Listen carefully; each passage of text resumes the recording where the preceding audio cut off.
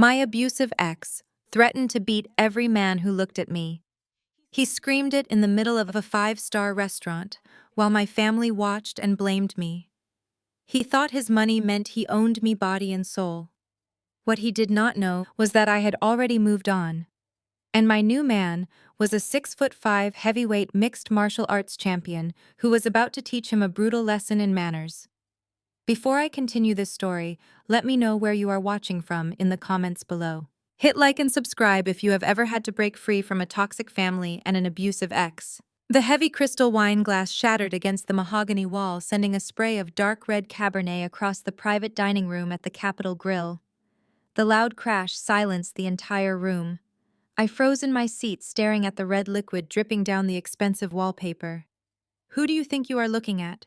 Get out of my sight before I snap your legs." The voice belonged to Marcus. He was 32 years old, a hedge fund manager, and the man I had broken up with 8 months ago. But right now, he was standing over our table, gripping my coworker David by the collar of his dress shirt.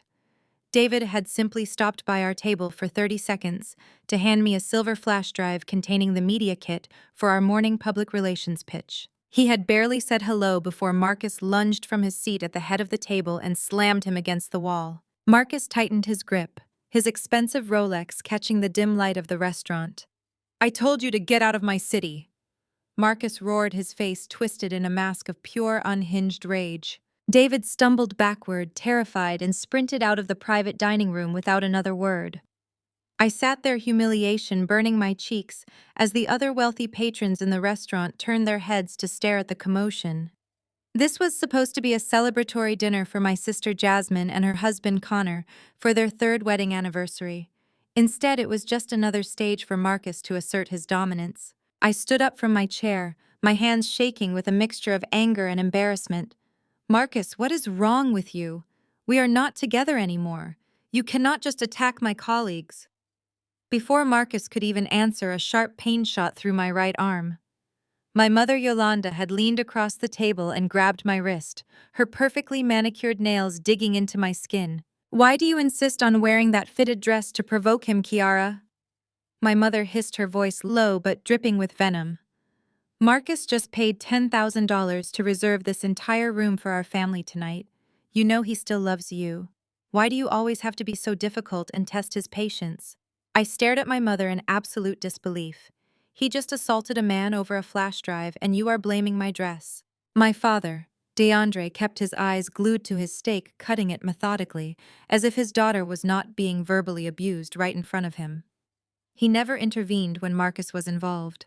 Marcus bought his luxury cars and paid for his country club memberships. In my parents' eyes, Marcus could do no wrong. Connor, my white tech bro brother-in-law, leaned back in his leather chair and swirled his bourbon. He let out a condescending sigh and pointed his glass at me. "Know your place, Kiara." Connor sneered, a smirk playing on his lips. "Marcus is seeding my startup with $2 million tomorrow morning. He is taking my company to the next level. Do not ruin this family's wealth with your ghetto attitude. Just sit down, shut up, and apologize to the man." Jasmine, my older sister and the eternal golden child of the family, nodded in agreement while adjusting the diamond necklace Marcus had bought her for her anniversary. "Connor is right, Kiara," Jasmine said, rolling her eyes. "You are 28 years old and still running that struggling little public relations agency. Marcus is offering you the world, and you are acting like an ungrateful child. Stop embarrassing us." I looked around the table at the people who were supposed to be my blood. They were sitting in a private dining room in downtown Atlanta, eating dry-aged steaks, bought with the money of a man who had isolated me, manipulated me, and emotionally abused me for 3 years. They were willing to sell my safety and my peace of mind for a seat at his table. I did not cry. I had shed all my tears for this family a long time ago. Instead, I reached into my designer purse and pulled out my black American Express card. I tossed it onto the center of the table right next to Marcus's empty wine glass. "That should cover my dry-aged ribeye and my sparkling water," I said, my voice dangerously calm and steady. I looked Marcus dead in the eye, refusing to back down from his furious glare. "We broke up 8 months ago, Marcus. You do not own me, and you never will again." I turned my back on my gaping family and walked out of the private dining room, the heels of my shoes clicking firmly against the hardwood floor. I ignored my mother calling my name and strode right out the front doors of the restaurant into the humid Atlanta night air. I handed my ticket to the valet, feeling my heart pounding against my ribs. I just wanted to get into my car and go home. But before the valet could even retrieve my keys, the heavy glass doors of the restaurant burst open. Marcus charged out into the driveway, panting heavily, his face red with fury. He marched straight toward me, pushing a valet attendant out of the way. "You do not walk away from me, Kiara." Marcus screamed, spit flying from his mouth. "I made you. I made your family. You belong to me." He raised his fist, pulling his arm back to strike me right there in the illuminated driveway of the restaurant. I braced myself, but the blow never landed. Out of the shadows of the valet stand a massive hand shot forward. It was like a vice grip of solid steel catching Marcus's wrist in midair. The sudden silence in the valet driveway was deafening. Marcus froze, his fist suspended in the air, entirely immobilized by the massive hand wrapped around his wrist. I turned my head and saw him. Trayvon. He was 30 years old, standing 6'5" tall and weighing 260 pounds of pure muscle. He was dressed in a bespoke charcoal-tailored suit that stretched perfectly across his broad shoulders. He radiated a terrifying but completely calm energy. Trayvon did not throw a punch. He did not yell. He simply rotated his wrist, applying a brutal, precise joint lock that forced Marcus to buckle.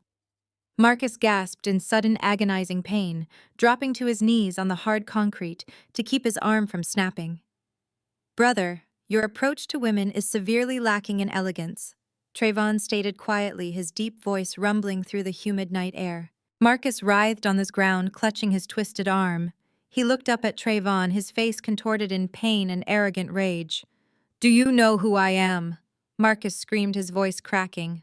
"I run this city. I will destroy you. I will bury you so deep you will never see daylight again." Trayvon just chuckled, a rich, effortless sound. He released Marcus's wrist and with a casual flick of his arm tossed the billionaire hedge fund manager backward. Marcus skidded across the pavement and slammed hard against the tire of a parked Mercedes-Benz, groaning as the wind was knocked out of his lungs. I grabbed Trayvon's arm, my hands trembling with adrenaline and fear.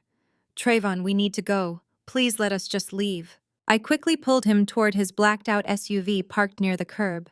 The valet driver handed Trayvon the keys with wide eyes, completely stunned by the scene. Trayvon opened the passenger door for me, making sure I was safe inside, before walking calmly around the front of the vehicle and climbing into the driver's seat.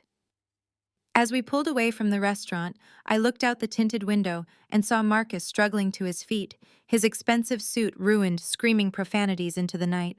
Inside the quiet luxury of the SUV, the adrenaline slowly began to leave my body, replaced by a creeping dread. I looked over at Trayvon, who was driving with one hand on the steering wheel, his expression perfectly serene. We had been secretly dating for 4 months. We met at a charity gala I was managing for a client. He had asked me out for coffee, and from that first afternoon I knew he was different. He was thoughtful, patient, and treated me with a gentle respect I had never experienced before. But I had kept him completely hidden from my family and from the public eye. I knew how Marcus operated. Marcus had wealth connections and a vindictive streak that destroyed anyone who dared to step into my life. Marcus had gotten my previous dates fired from their jobs, run out of their apartments, and harassed by private investigators. I hid Trayvon because I wanted to protect him from Marcus's financial and social destruction. I buried my face in my hands, letting out a shaky breath. "I am so sorry, Trayvon," I whispered, feeling the sting of tears in my eyes. "I did not want him to see you. I did not want him to target you. He is a monster. He manages billions of dollars for the most dangerous people in Atlanta. He will use every connection he has to ruin your life." Trayvon reached across the center console and gently pulled my hands away from my face. His large, warm fingers completely enveloped mine, grounding me. "Kiara, look at me," Trayvon said, his voice soft but commanding. I looked up, meeting his dark, steady eyes. "You do not ever have to hide me, and you never have to protect me from a man who wears expensive suits to cover up his insecurities. I am exactly where I want to be." I shook my head, trying to make him understand the gravity of the situation. "You do not get it, Trey. Marcus is ruthless. He buys politicians. He bought my entire family. He just gave my brother-in-law $2 million to fund a startup just to keep my sister loyal to him. If he finds out who you are, he will come after your career. Trayvon smiled. It was not a comforting smile. It was a dangerous, knowing smile that sent a shiver down my spine. He picked up his phone from the cup holder, where a notification had just illuminated the screen. He tapped the screen and read the message, his smile widening into something almost predatory. So that pathetic man rolling around on the concrete back there was the famous Marcus. Trayvon mused aloud, setting the phone back down. Yes, I said, feeling a knot form in my stomach. Why? What does that message say? Trayvon merged onto the highway, the city lights reflecting off the hood of the car. Well, my beautiful Kiara, it seems your ex-boyfriend is not as powerful as he wants everyone to believe. Funny thing about his untouchable hedge fund. His firm just submitted a desperate emergency plea for a massive financial bailout. I stared at him, completely confused. A bailout? From who? Trayvon looked at me, his eyes gleaming with silent power. From my holding company. I sat frozen in the passenger seat, my mind struggling to process his words.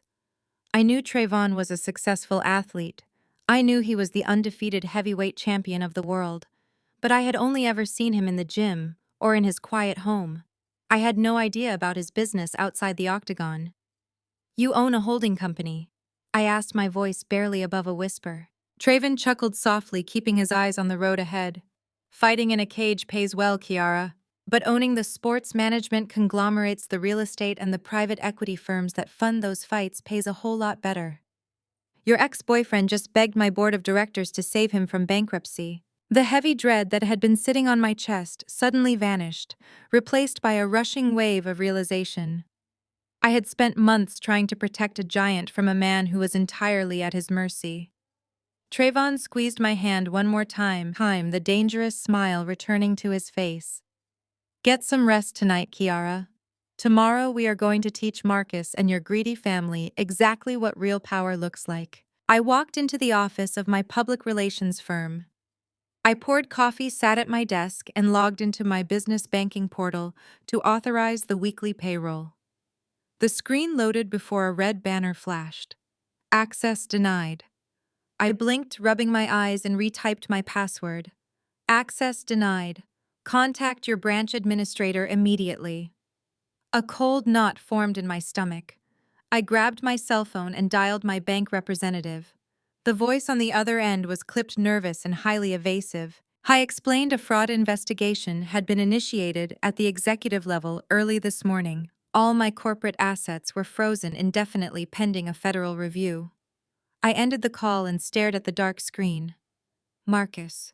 He had not wasted a single minute. He served on the advisory board of that exact banking institution, and he was using his elite connections to choke the life out of the company I had built. He wanted to paralyze my operations, to strip away my independence, so I would crawl back to him begging for mercy. I stared at the red error message, feeling the walls closing in. Before I could process a strategy to bypass the bank lock, my cell phone vibrated violently against the glass desk. The caller ID flashed with my father, DeAndre. I answered, hoping for a brief second that my family had come to their senses after witnessing Marcus. I was dead wrong. Kiara, what is wrong with your mind? My father did not say hello. He screamed. Do you know what just happened to me? I arrived at the Buckhead Country Club for my morning tea time, and security guards escorted me off the premises. Marcus revoked my platinum membership. I closed my eyes, gripping the edge of my mahogany desk, until my knuckles turned white. Dad, my business accounts were just frozen. Marcus is actively trying to ruin my company, and you are yelling at me about a golf course. I do not care about your little vanity project, Kiara. He barked back, his tone dripping with disdain. Marcus is a pillar of this community, and he provides for this entire family. You embarrassed him in front of our friends and humiliated your sister. You better march into his office right now, get on your knees and beg for his forgiveness. You are ruining our reputation with your selfish pride. The sheer audacity of his words hit me like a physical blow. For years they had used me as a sacrificial lamb, treating my toxic relationship with a billionaire as their personal, endless automated teller machine.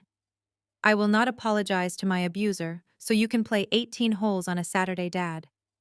I hung up the phone and blocked his number. I took a deep, shuddering breath, forcing the tears of betrayal back down. I did not have time to cry over a father who loved social status more than his own daughter. My staff was arriving in less than an hour, and they had rent to pay and families to feed. I would not let Marcus weaponize my dedicated team against me. I grabbed my car keys and drove straight to my personal credit union, which was completely separate from my targeted business accounts. Over the past 5 years, I had secretly squirreled away a massive emergency fund, hiding every penny from Marcus when we were together, because I knew exactly how he used money to control and trap people. I withdrew $25,000 in crisp, clean hundreds. When I walked back into my office, my entire team was gathered in the main conference room looking terrified. Rumors of the banking freeze had already leaked. I walked straight to the head of the long table, unzipped my leather tote bag, and dumped the heavy stacks of cash directly onto the polished surface. Nobody panics and nobody goes unpaid, I announced, projecting a fierce confidence I had to force into existence. Marcus thinks he can starve us out of our own industry. He is dead wrong. Take your weekly pay in cash right now and get back to your desks.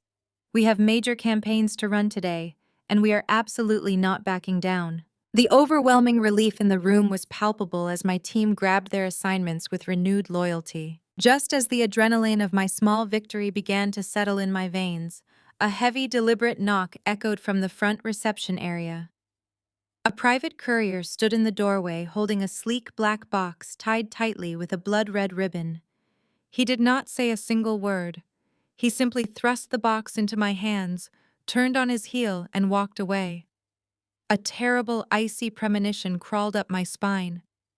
I carried the heavy box back to my private office, closed the blinds, and locked the door behind me. I pulled the red ribbon and lifted the premium cardboard lid. Lying on a bed of dark black velvet was a thick, severed black wire. It took my brain a fraction of a second to recognize the specific casing. It was the main power cable to the advanced security system I had personally installed in my high-rise apartment. My breath caught sharply in my throat. Beneath the severed wire lay a thick cardstock envelope with my name elegantly embossed in gold foil.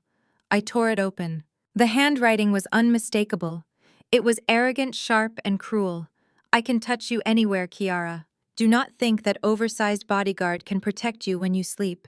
Be at my charity gala on Saturday night to publicly apologize in front of the entire city, or your agency dies and you go down with it."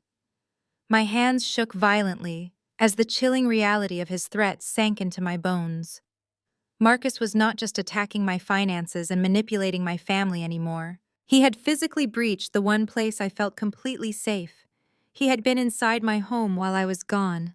The war had just begun. I stared at the severed black cable in my hands. The silence in my office was suffocating. Before my panic could fully set in, the heavy oak door to my office swung open. Trayvon stepped inside, holding 2 cups of coffee and a bag from my favorite bakery. He took one look at my face, and the paper bags in his hands dropped to the floor. The coffee spilled across the carpet, but he did not even glance at it. In 3 massive strides, he crossed the room and stood behind my desk. His dark eyes locked onto the black velvet box, the severed wire, and the gold foil note. I watched the transformation happen in real time. The gentle, patient man I had been dating for 4 months vanished. The temperature in the room seemed to drop 10 degrees. His broad shoulders tensed, and a muscle feathered in his jaw. The quiet calm he usually carried turned into absolute freezing ice.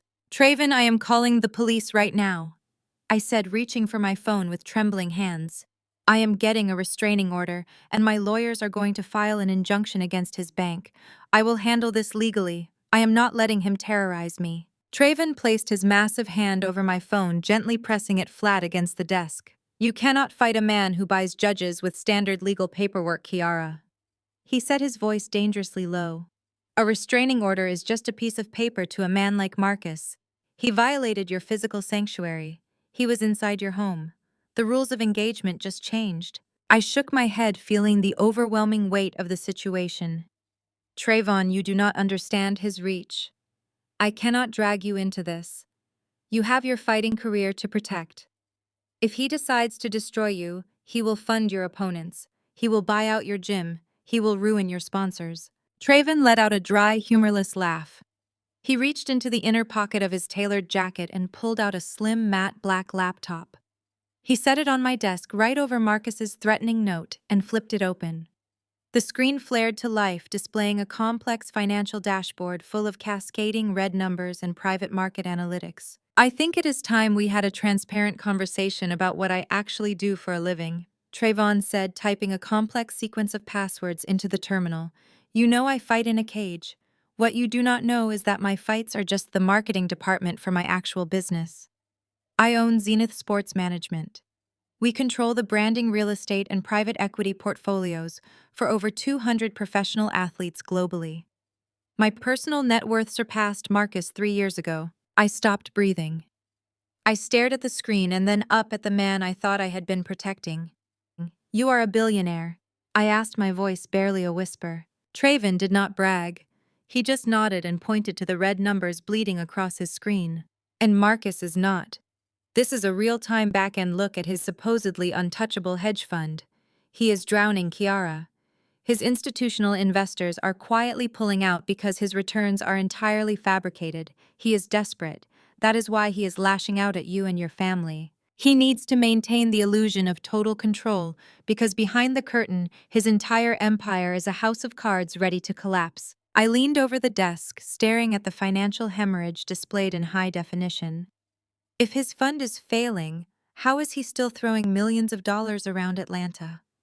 How did he just pay for a $10,000 dinner and promise my brother-in-law a $2 million seed investment? That is exactly what my forensic accountants have been trying to figure out since last night, Trayvon said, tapping another key to bring up a labyrinth of offshore wire transfers. When I saw his firm beg my holding company for a bailout, I put my best financial sharks on his public filings. Marcus is bleeding legitimate capital, but he is flush with dirty cash.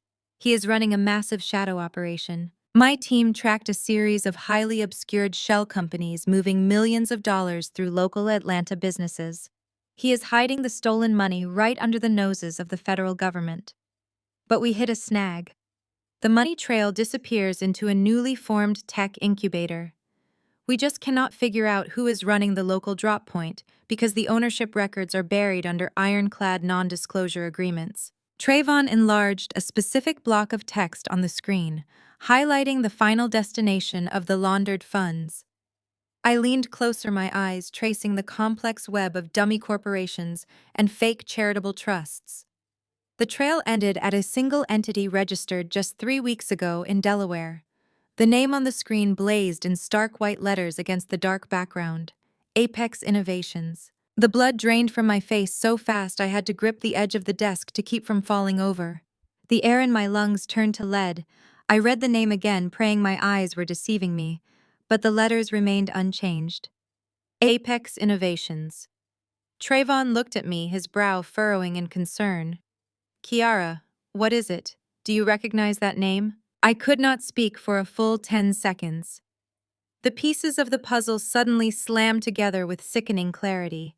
The extravagant anniversary dinner. My mother screaming at me to submit to Marcus so the family wealth would not be ruined. My white tech bro brother-in-law Connor sneering at me about knowing my place. Connor bragging about the $2 million seed investment Marcus was supposedly granting him the next morning. It all made terrifying perfect sense now. My family was not just blindly worshipping a wealthy abuser. They were actively participating in a federal crime. And Marcus was using my sister's husband to do his dirty work, ensuring my entire bloodline was trapped in his web of financial deceit. I slowly looked up at Trayvon, my heart pounding a frantic rhythm against my ribs. Trayvon, I said, my voice trembling with a mixture of absolute horror and dawning realization. That is Connor's startup. My white brother-in-law is Marcus's money launderer. My office door flew open, hitting the wall with a sharp crack that made my assistant jump in her seat. Jasmine marched in, flanked by my mother, Yolanda. Jasmine looked like she had just stepped off a runway, wearing a pristine white pantsuit and a blindingly expensive diamond tennis bracelet. She thrust her wrist forward, practically shoving the diamonds in my face.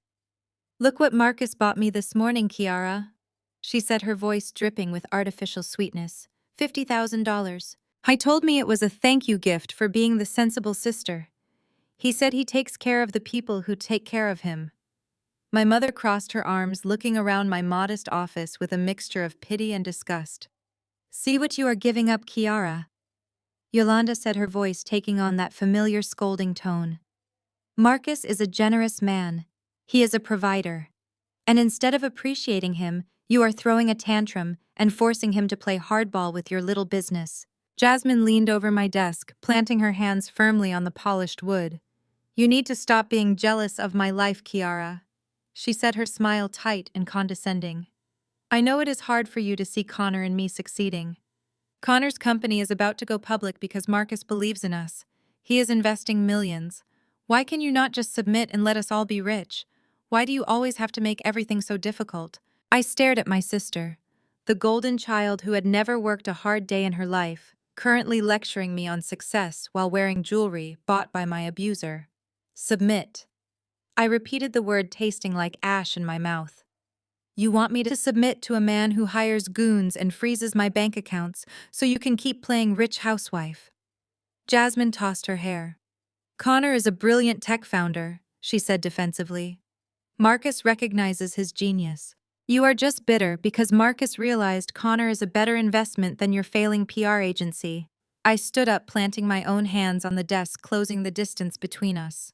Connor is not a genius, Jasmine. He is a pawn, I said, keeping my voice deadly calm. Marcus does not respect Connor. Marcus is using him. He is using your husband to do his dirty work, and you are too blinded by $50,000 bracelets to see that you are both expendable to him. Yolanda slammed her hand on the desk right next to Jasmine's. How dare you speak about your brother-in-law that way? Yolanda shrieked, her face flushing with anger. Connor is providing for this family. He is building a legacy. If you do not walk into that charity gala on Saturday night and get down on your knees to apologize to Marcus, I will publicly disown you. I will stand on that stage and tell all of Atlanta that you are dead to me. You will have no family left, Kiara. None. I looked at my mother, the woman who was supposed to protect me, currently threatening to erase me from her life to protect a billionaire who terrorized me. I do not have a family left, I said, my voice devoid of any emotion. You sold me to him a long time ago. Get out of my office. Jasmine scoffed, grabbing her designer purse. You are going to regret this, Kiara. When Connor's company goes public, we will not throw you a single dime when you are bankrupt.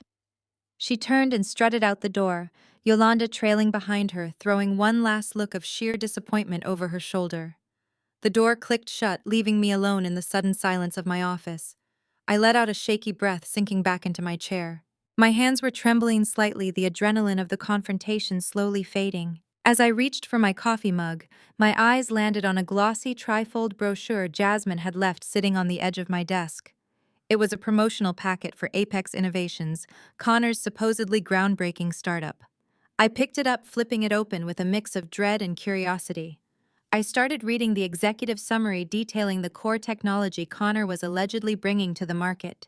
The text described a revolutionary communication matrix designed to predict and manipulate public sentiment using targeted data nodes. I read the first paragraph, then I read it again. My breath caught in my throat. The room seemed to tilt slightly. The words on the glossy paper were not just familiar. They were mine. I grabbed my laptop, frantically pulling up my archived files, navigating through folders from 3 years ago. I opened a specific document titled The Sentiment Matrix. I set my laptop screen next to Connor's shiny brochure. It was a word-for-word match. The proprietary algorithm, the unique data processing models, the specific terminology I had coined. Connor had not invented anything. He had stolen the entire foundation of his company directly from my encrypted hard drive during a family dinner 3 years ago when he asked to borrow my laptop to check his email. He had stolen my intellectual property, and Marcus was using my stolen work as the front for his money laundering operation. I was still staring at the stolen algorithm on my screen when the heavy glass door of my office swung open for the second time that afternoon. He did not bother to knock. Connor strolled into the room with the unearned confidence of a man who believed the world was built entirely for his convenience.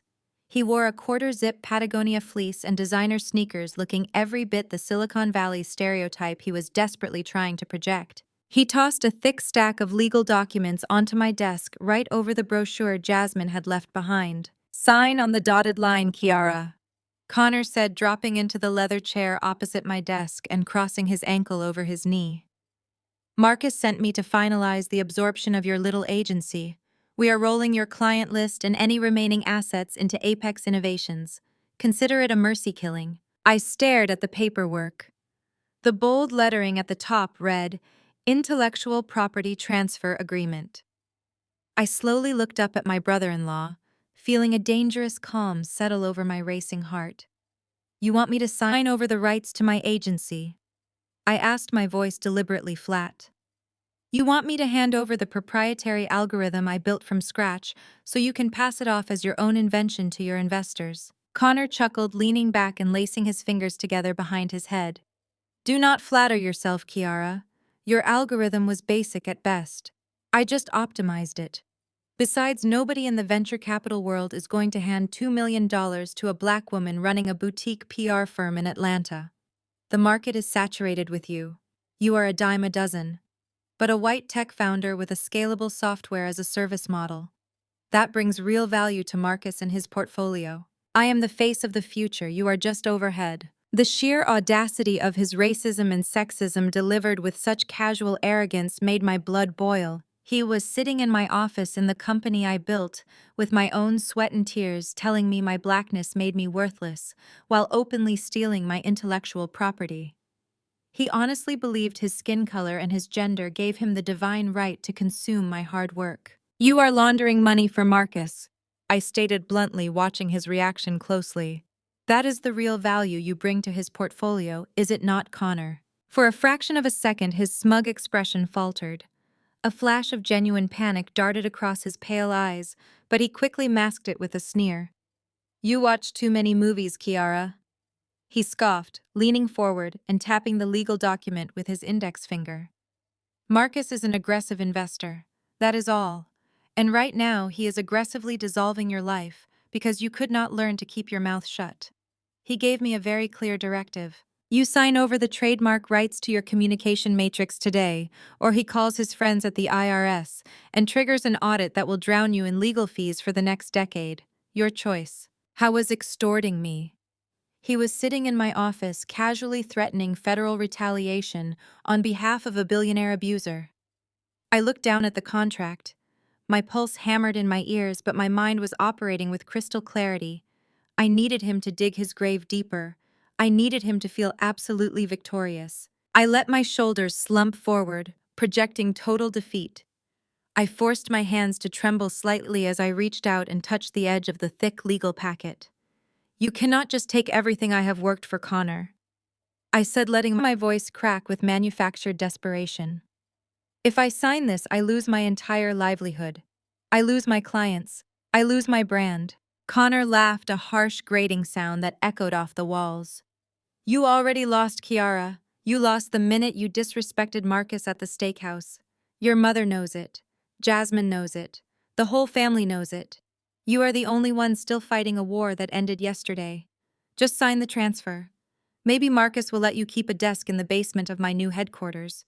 You could answer the phones." I bit the inside of my cheek hard enough to taste copper. I pulled my trembling hands back and looked down at my lap, avoiding his eyes to play the part of the broken woman. "I need 48 hours. I whispered, my voice shaky. "I need 2 days to review the paperwork with my accountant and figure out how to pay out my employees' severances. Please, Connor, just give me 48 hours. Connor stood up, adjusting the collar of his expensive fleece.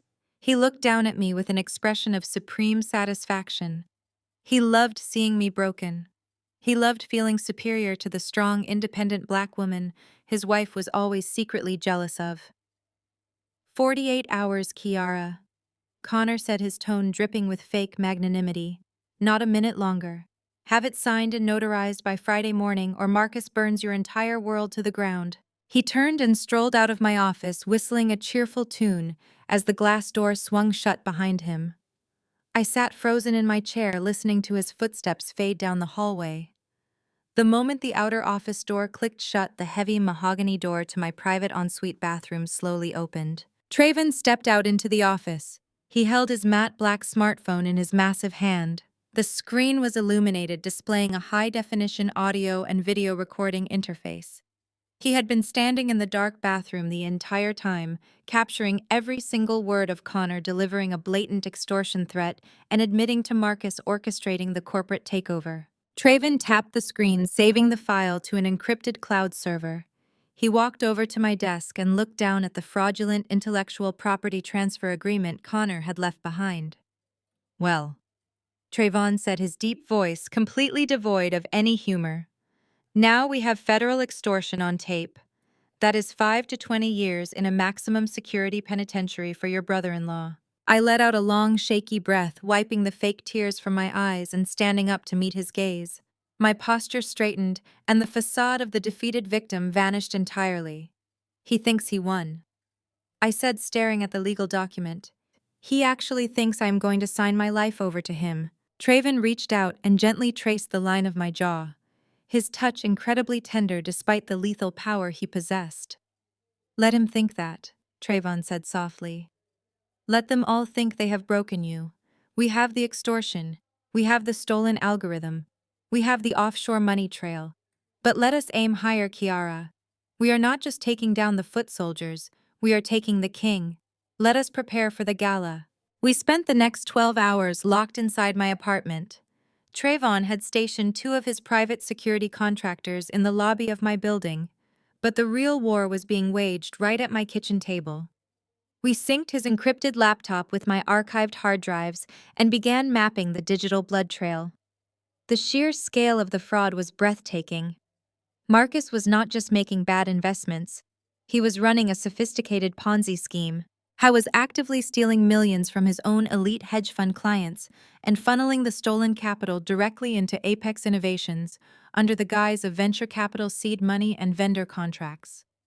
The documentation proved that the supposed $2 million seed investment Connor bragged about was nothing more than Marcus moving illicit funds from column A to column B to dodge federal regulators. Connor was taking that dirty cash, washing it through fake software licensing fees, using my stolen algorithm as the product, and kicking the clean money right back into offshore accounts that Marcus controlled.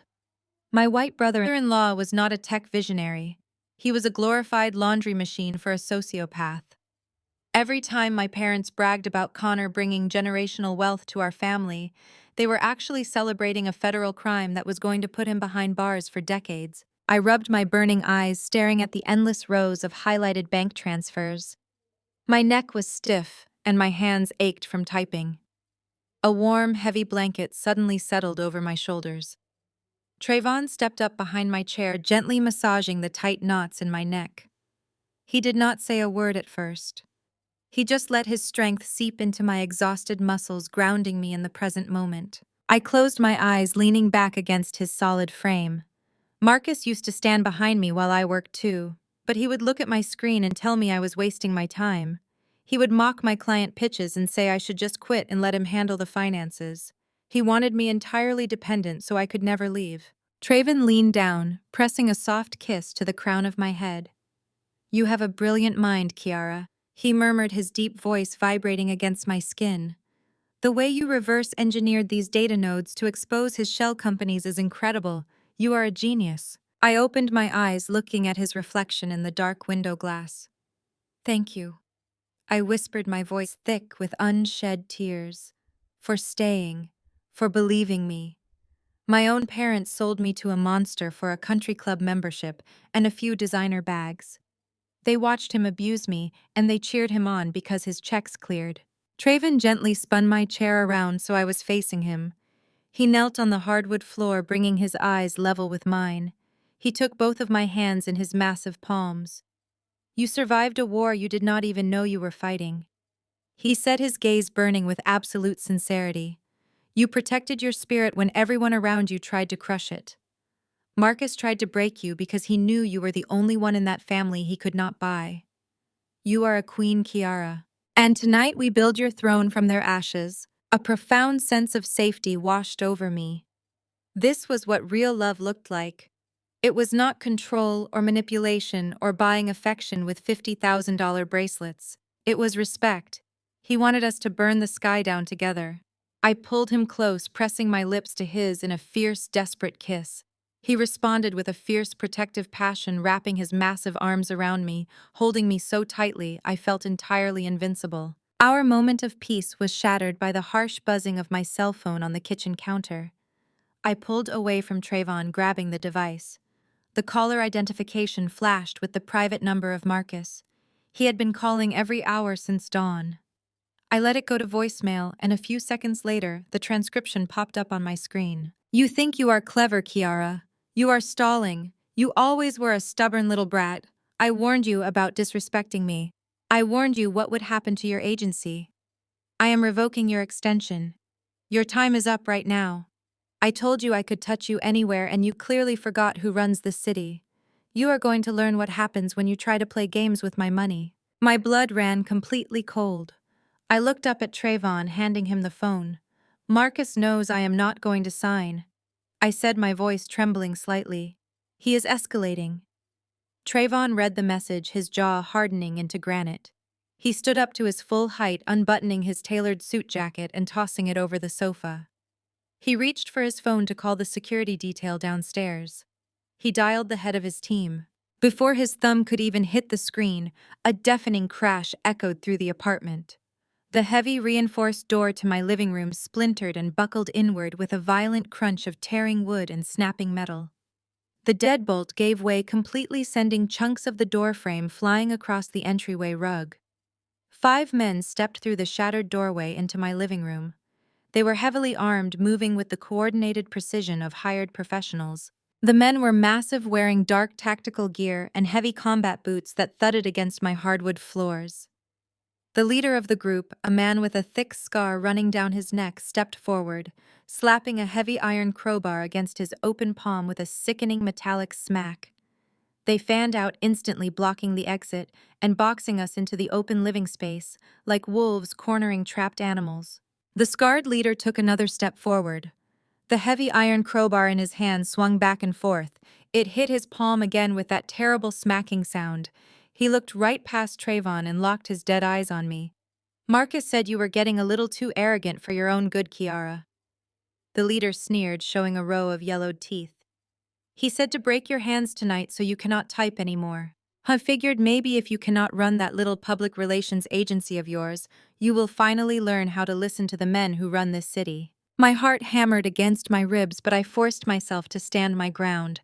I did not scream. I did not beg. I had spent years cowering from Marcus and his threats, and I promised myself I would never shrink in the presence of an abuser again. These men were massive, but they were just hired muscle. They were cowards hiding behind weapons and numbers. I locked my knees and kept my chin high even as the 5 men began to close the circle around us. From the edge of the kitchen, Trayvon moved. He did not rush. He did not shout or assume a defensive stance. He walked into the center of the living room with the casual grace of a man taking a stroll through a park. He stopped right in front of me, shielding my body completely with his own. Slowly, he reached up and unbuttoned his tailored charcoal suit jacket. He slipped it off his broad shoulders, folded it neatly, and handed it back to me without ever taking his eyes off the intruders. "Hold this for a minute, Kiara," he said, his deep voice carrying a terrifying, absolute calm. The goons stopped advancing. They looked at Trayvon and then looked at each other. The scarred leader let out a barking laugh. "Look at this guy. He thinks he is a superhero." The leader mocked, pointing the crowbar at Trayvon's chest. "Listen to me very carefully, Suit. We are here for the girl. You can either walk out that broken door right now, or you can leave this apartment in a body bag. It is 5 against 1. Do not die for a woman who belongs to somebody else." Trayvon calmly unfastened the silver cufflinks on his crisp white dress shirt. He began rolling up his sleeves, revealing the thick, corded muscles of his forearms. He did not look intimidated. He looked mildly annoyed, like he had just been asked to take out the trash. "It is 5 against 1, Trayvon repeated softly, finishing the second sleeve. "I was just thinking that hardly seems fair to you boys." The scarred leader's face twisted in rage. "Break his legs," he ordered the 4 men flanking him. The man on the far left lunged forward, swinging a heavy brass knuckle directly at Trayvon's jaw. What happened next defied human physics. Trayvon did not just block the punch. He slipped inside the man's guard with blinding speed. Before the brass knuckles could even graze the air near his face, Trayvon delivered a devastating liver shot. The sickening sound of impact echoed through the apartment. The man folded instantly, his eyes rolling into the back of his head as he collapsed to the hardwood floor, completely unconscious. The second man swung a heavy metal pipe aiming for Trayvon's ribs. Trayvon caught the man's wrist, twisting his body and executing a flawless judo throw. The man slammed back first into the floor with a force that rattled the windows. Before the man could even gasp for air, Trayvon dropped a precise, heavy elbow directly onto his solar plexus, knocking him out cold. 2 men down in less than 10 seconds. The remaining 3 men froze. The cocky grins vanished from their faces, replaced by sheer absolute terror. They suddenly realized they were not fighting a corporate executive in a custom shirt. They had just cornered a professional heavyweight mixed martial arts champion. They had cornered an apex predator. Get him. The scarred leader screamed, his voice pitching up in panic. The third and fourth men charged simultaneously, trying to overwhelm Trayvon with sheer mass. It was a fatal mistake. Trayvon sidestepped a wild punch from the third man, grabbed him by the back of the neck, and pulled him into a brutal Muay Thai clinch. He delivered 2 rapid, devastating knee strikes to the man's midsection. The attacker crumpled like a discarded rag doll. Without missing a single beat, Trayvon spun around and met the fourth man's charge. He ducked under a wildly swinging fist, wrapped his massive arms around the man's waist, and lifted a 250-pound criminal clean off his feet. Trayvon slammed him down in a textbook double-leg takedown. The impact knocked the fight entirely out of the man, leaving him groaning weakly on the rug before going limp. 4 men were incapacitated. The entire sequence was a masterclass in heavyweight striking and elite grappling. It was pure kinetic destruction, delivered with terrifying clinical precision. Trayvon had not even broken a sweat. His breathing was perfectly steady, his white dress shirt was not even wrinkled. The scarred leader stood alone in the center of my ruined living room. His crowbar trembled in his hand. He looked down at his 4 unconscious mercenaries and then up at the giant standing calmly before him. The leader dropped the crowbar and turned to run for the shattered doorway. I did not make it 2 steps. Trayvon closed the distance instantly. He grabbed the leader's right arm, sweeping his leg and dragging the man to the floor. In a fluid, seamless motion, Trayvon wrapped his own legs around the man's torso, isolating the right arm and locking it into a punishing Kimura submission hold. He wrenched the arm back just far enough to apply agonizing pressure without snapping the bone completely. The leader screamed in agony, his face pressed hard against my living room floor. He thrashed and kicked, but Trayvon held him down effortlessly, pinning him with the immovable weight of a mountain. I stood frozen, clutching Trayvon's suit jacket to my chest. I looked at the digital clock on my microwave. Exactly 45 seconds had passed since the first punch was thrown. 45 seconds to dismantle a team of heavily armed hitmen. Trayvon leaned his face down close to the screaming leader's ear. He applied a fraction of an inch more pressure to the shoulder joint. The screaming turned into a desperate, choking gasp. The room went entirely still except for the heavy, ragged breathing of the mercenary pinned to the floor.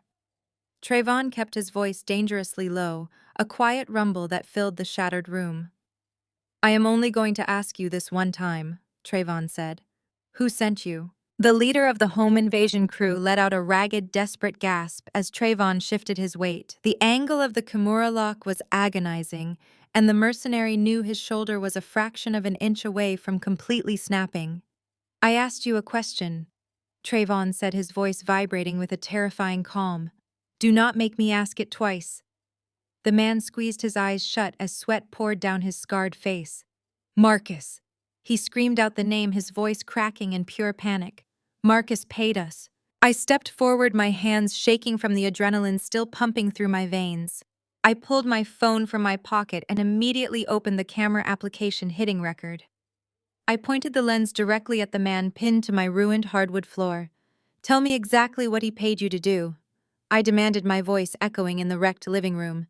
Say it clearly to the camera. The man looked at my phone and then up at Trayvon, who applied a microscopic amount of pressure to the joint.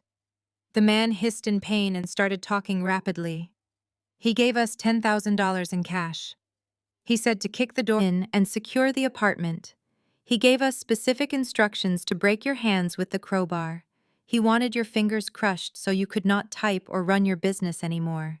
I kept the camera steady, though my stomach churned at the sheer brutality of the order. Marcus did not just want to scare me tonight. He wanted to permanently disable me to ensure I could never rebuild my life or my agency. And what else? I pressed, refusing to let him off the hook. Why did he want my hands broken? So you could not fight back when we took the hard drives. The mercenary choked out, his face pressed hard into the rug. He told us to rip your office apart and take every computer, every flash drive, and every backup server we could find. He said you had information about a company called Apex Innovations, and we needed to bring it to him tonight before midnight. I stopped the recording. The video was crystal clear and the audio was unmistakable. We had the motive, we had the price, and we had the explicit target of the stolen algorithm. Trayvon released the tension on the man's arm just enough to let him breathe, but kept him firmly pinned to the floor. Trayvon looked up at me, his dark eyes filled with a fierce, protective anger. You have the confession, Kiara. Trayvon said, his tone shifting from the lethal physical enforcer to the strategic businessman. I have a direct line to the Federal Bureau of Investigation. My legal team can have agents at Marcus's penthouse in 20 minutes. We have him on conspiracy to commit grievous bodily harm, attempted murder, and corporate espionage. He will be in handcuffs before the sun comes up, and he will never see the outside of a federal penitentiary again. I looked around my devastated living room. My front door was splintered into jagged pieces of wood. Glass from a shattered lamp covered the floor. 5 massive men lay scattered across my rug, either unconscious or completely incapacitated. I was trembling. The physical reality of how close I had come to being crippled washed over me. But beneath the fear, a massive wave of absolute clarity crashed into my mind. I looked down at the phone in my hand, holding the video file that would send my abuser to prison. I thought about my mother Yolanda screaming at me in my office, telling me to submit. I thought about my father DeAndre valuing a golf membership over my safety. I thought about Jasmine flaunting a $50,000 diamond bracelet bought with dirty money, and Connor arrogantly claiming my hard work as his own white tech genius invention. No, I said, my voice dropping to a whisper that commanded the room. We are not calling the police right now. Trayvon frowned, his brow furrowing in confusion. Kiara, he just sent armed men to break your hands. We have him dead to rights. Why are we waiting? Because if he goes down tonight in the privacy of his penthouse, my family will paint him as a martyr. I explained, walking closer to Trayvon and the pinned mercenary. If the federal agents quietly arrest him, my mother will spin the story to all of Atlanta. She will tell the entire social scene that I set him up out of bitter jealousy. Jasmine will play the victim, crying about how her sister ruined her husband's startup. Connor will hire expensive lawyers and claim he had no idea where the money came from. They will survive the fallout, and they will blame me for destroying their golden goose. I knelt down next to Trayvon, meeting his intense gaze. I do not want him to just go to jail quietly. I want to destroy his reputation, his money, and his pride in front of the entire city. I want my family to stand in a room full of the wealthiest, most powerful people in Atlanta and watch their false god get ripped off his pedestal. I want them to witness the absolute destruction of the man they chose over their own blood. I want them to realize they lost everything because of their own greed. Trayvon stared into my eyes for a long moment. He saw the fire burning in my soul, and he did not try to extinguish it. He respected it. He nodded slowly, a dangerous smile returning to his face. A public execution, he murmured. I like the way you think. I stood up and stepped carefully over the unconscious body of the man who had tried to hit Trayvon with a brass knuckle. I walked to the kitchen island and picked up the heavy cardstock envelope Marcus had sent me earlier that day. The gold foil invitation to his elite charity gala gleamed under the kitchen lights. I pulled up the digital guest portal on my phone. I entered my unique access code and stared at the attendance options. With a steady hand, I clicked the button confirming my reservation for 2 guests. Then I opened my text messages and found the thread with Marcus. I typed out a single sentence, making sure the wording was absolutely perfect. I will be there tomorrow night to give you exactly what you deserve. I hit send and watched the message turn blue. The response came back less than 10 seconds later. My skin crawled as I read the 2 words glowing on the bright screen. Good girl. The morning of the gala broke with a deceptive stillness. The wreckage of my living room had been secured by Trayvon's team, but my mind was already miles away, operating with a cold and lethal clarity. We relocated to Trayvon's private executive suite, high above the Atlanta skyline. His boardroom had been transformed into a literal war room. 6 elite corporate attorneys in immaculate dark suits surrounded a massive glass table, barking orders into their headsets and analyzing cascading streams of financial data across multiple wall monitors. There was no panic here, only the methodical dismantling of a billionaire's empire. Trayvon sat at the head of the table reviewing a thick stack of legal documents. He looked up at me as I walked into the room, and his focused expression softened into something incredibly tender before shifting back to pure business. He picked up a solid gold fountain pen and signed his name on the final page of the contract with a heavy, decisive stroke. He pushed the folder toward his lead counsel. "It is done!" Trayvon announced, his deep voice carrying a terrifying authority. "My holding company has officially purchased every single ounce of toxic debt belonging to Marcus and his hedge fund. We bought out his primary creditors at a premium. As of this exact second, Marcus does not own his company anymore. I do. If he tries to move a single dime or liquidate any assets to save himself, he will trigger an automatic federal freeze. The financial snare is fully armed and waiting for him to step into it." I felt a fierce surge of vindication. Marcus had spent years using his money as a weapon to isolate me and control my family. He thought wealth made him a god. Tonight he was going to find out what happened when someone bought his entire universe and scheduled it for demolition. Leaving the lawyers to finalize the federal filings, I moved to the adjoining master suite to prepare for the evening. Waiting on the bed was a delivery box that had been sent over by my mother Yolanda earlier that morning. I opened it to find a drab, high-necked beige dress. It looked like something meant for a funeral. A small card rested on top of the dull fabric. "Wear this tonight, Kiara," the note from my mother read. "Look humble and repentant. Do not wear red or anything that draws attention. Let Marcus shine, and maybe he will forgive this ridiculous tantrum you are throwing." I stared at the note, feeling a familiar wave of disgust. My mother wanted me to look like a defeated servant. She wanted me to erase my vibrancy and shrink myself into a muted beige package so Marcus would feel comfortable taking me back. I picked up the dress and dropped it straight into the trash can. I was done shrinking. I was done dimming my light to protect the fragile egos of abusive men and complicit family members. I reached into the garment bag I had brought from my apartment and pulled out my own dress. It was a custom-designed floor-length gown in a shade of brilliant, striking crimson. It featured a sharp architectural neckline and a high slit that demanded absolute attention. It was not the dress of a woman coming to beg for her life. It was the armor of a woman arriving to conquer. I applied my makeup with meticulous precision, a sharp winged eyeliner, and a deep red lip to match the gown. I pinned my hair up into a flawless, elegant crown. When I looked in the mirror, I did not see the terrified victim Marcus had tried to break. I saw an executioner. Trayvon was waiting for me in the private garage, standing next to a sleek black armored Maybach. He wore a midnight blue tuxedo that highlighted his massive athletic frame. When he saw me stepping out of the elevator, his breath hitched audibly. He walked toward me, his eyes completely captivated. "You look absolutely lethal," he whispered, kissing the back of my hand. "Are you ready to burn it down?" "I am ready to strike the match," I replied, my voice unwavering. We climbed into the spacious back seat of the Maybach.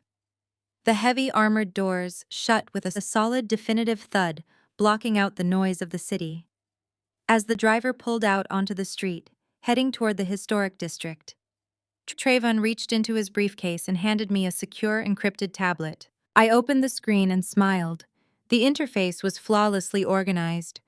On the left side of the screen, the high-definition confession video of the scarred mercenary played in a silent loop, clearly detailing the $10,000 hit Marcus had ordered on me. On the right side of the screen, the financial routing numbers cascaded in real time, showing the exact path of the stolen hedge fund money flowing directly into the accounts of Apex Innovations. Everything was perfectly synchronized and ready to be broadcast. My white brother-in-law, Connor, was probably putting on his tuxedo right now, practicing his arrogant tech genius smile in the mirror, completely unaware that his fake startup was about to be exposed as a massive criminal money laundering operation. My parents were probably boasting to their friends about the $2 million seed investment Marcus was supposedly giving our family. They had no idea they were walking directly into a federal crime scene. The Maybach glided smoothly to a stop. I looked out the tinted window. We had arrived at the iconic Biltmore Hotel. The grand entrance was swarming with Atlanta elites stepping out of luxury cars, while photographers flashed their cameras capturing the arrival of the city's most wealthy and powerful figures. Trayvon tapped an earpiece hidden in his ear. He spoke with the quiet, absolute command of a general initiating a siege. "Echo team, this is Titan. We are on site. Deploy immediately." He looked over at me and nodded. Then he spoke back into the communication channel, giving the final order. "I want off-duty United States Marshals locking down the entire audio-visual control room right now. Nobody touches the main stage screens or the microphone feeds unless I personally authorize it. Secure the perimeter. The trap is officially set. Let us go introduce them to reality." The heavy glass doors of the Biltmore Hotel loomed ahead like the gates of a fortress. I took a deep breath, letting the cool night air fill my lungs, and stepped out of the armored Maybach. Trayvon squeezed my hand one last time before slipping into the shadows near the side entrance, moving with the silent, lethal grace of a predator setting an ambush. I walked up the marble staircase alone, my crimson gown flowing behind me like a river of blood. The ballroom was a spectacle of excessive wealth. Crystal chandeliers cast a golden glow over the most powerful figures in Atlanta. Politicians and socialites mingled around ice sculptures and floral arrangements. The air was thick with expensive perfume and clinking champagne flutes. I navigated through designer tuxedos and couture dresses, feeling the weight of 100 stares. People whispered as I walked past them. They knew Marcus froze my accounts. They thought I was a defeated woman walking to my public execution. I kept my chin level, demanding respect from everyone. I had not even reached the center of the ballroom when my parents materialized from the crowd like vultures. My mother Yolanda and my father DeAndre rushed toward me, their faces tight with anxiety and greed. Yolanda dug her nails into my bare arm, pulling me aside roughly. "Finally you came to your senses," she hissed, her eyes darting around the lavish room to see who was watching us. "Look at what you are wearing. I sent you a perfectly good modest dress, and you show up looking like a literal target." DeAndre did not even bother to ask how I was doing. "Go kneel to Marcus right now so he can restore my golf membership." My father demanded, his voice thick with impatient greed. "Do not say a word out of line, Kiara. You are going to fix the mess you made and secure our place in this family." Before I could pull my arm away from my mother, Jasmine and Connor sauntered over to join the interrogation. My older sister was draped in fine silk, dripping in the expensive diamonds Marcus had bought her to buy her loyalty. She took a slow sip from her champagne flute, looking me up and down with disdain.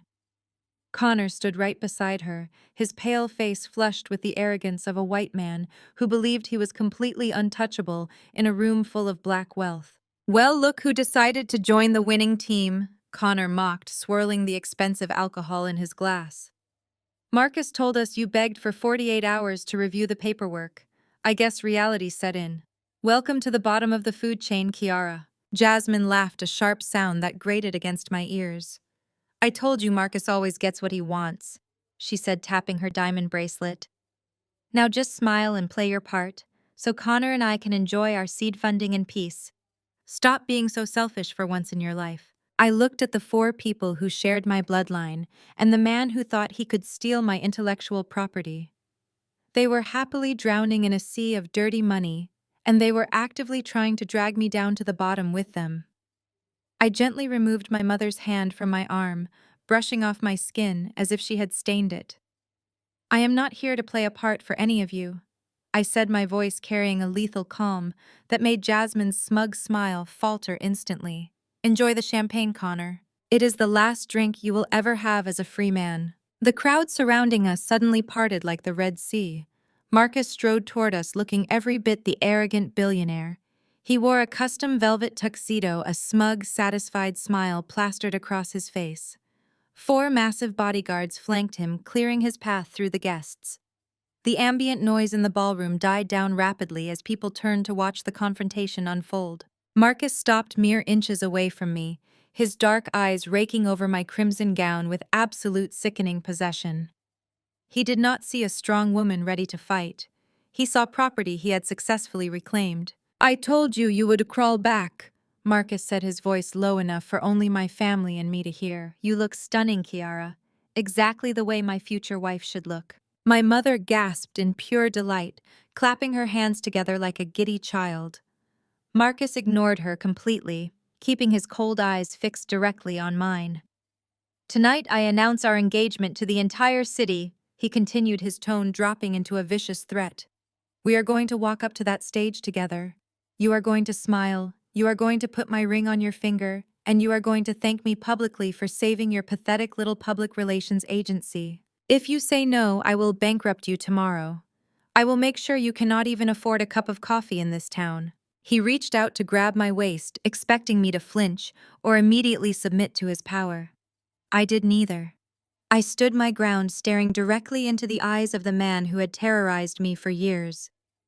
A slow, sharp smirk touched the corners of my lips. I did not raise my voice, but my words cut through the silence like a razor blade. I am not here to get engaged, Marcus. I am here for an acquisition. Marcus frowned deeply, his smug expression cracking into a mask of pure, utter confusion. Acquisition, he repeated, genuinely thrown off balance by my lack of fear. What are you talking about? Before Marcus could process my words, the bright chandelier light above us was entirely blocked out. A massive shadow fell over Marcus, completely swallowing him whole. Traven stepped out from the periphery of the grand ballroom and fully into the warm, glowing light of the cascading crystal chandeliers. He moved with a slow and deliberate grace that commanded immediate attention from every single person standing within a 50-foot radius. He wore a midnight blue tuxedo tailored perfectly to his massive athletic frame, looking less like an ordinary man and much more like an immovable monolith carved from dark stone.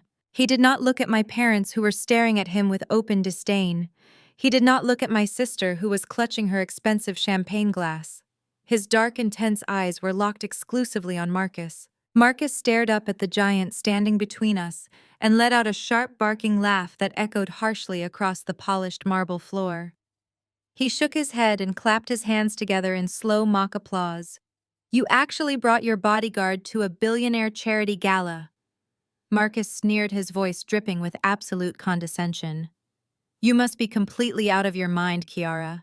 This is a private philanthropic event designed for the elite of Atlanta, not some cheap nightclub downtown. You cannot just drag street trash in here to protect you from the real world. I will have security throw this ape onto the pavement. My parents nodded vigorously, stepping back quickly, as if Trayvon might contaminate their borrowed social status. Jasmine clutched her diamond necklace and scoffed, rolling her eyes. But it was Connor who decided this was his perfect moment to play the hero. Eager to impress the man he thought was his primary investor, my white brother-in-law puffed out his chest and stepped directly into the path of Trayvon. Connor smoothed his lapels, attempting to project an authority he did not possess. Listen closely, big guy, Connor said, pointing a pale, manicured finger directly up at the broad chest of Trayvon. You are way out of your jurisdiction right now. This is a highly exclusive gathering meant strictly for people with actual net worth. The men standing in this room control the economy. We are innovators and market leaders. You are just hired muscle making an hourly wage. Do yourself a massive favor and step aside before I have you arrested and thrown in jail for trespassing on private property. Trayvon did not flinch. He did not even blink. He looked down at Connor with the mild, detached curiosity of a seasoned scientist examining a particularly annoying insect under a microscope. Connor shifted his weight nervously from one entirely unprepared for the suffocating silence radiating from the man he was desperately trying to intimidate.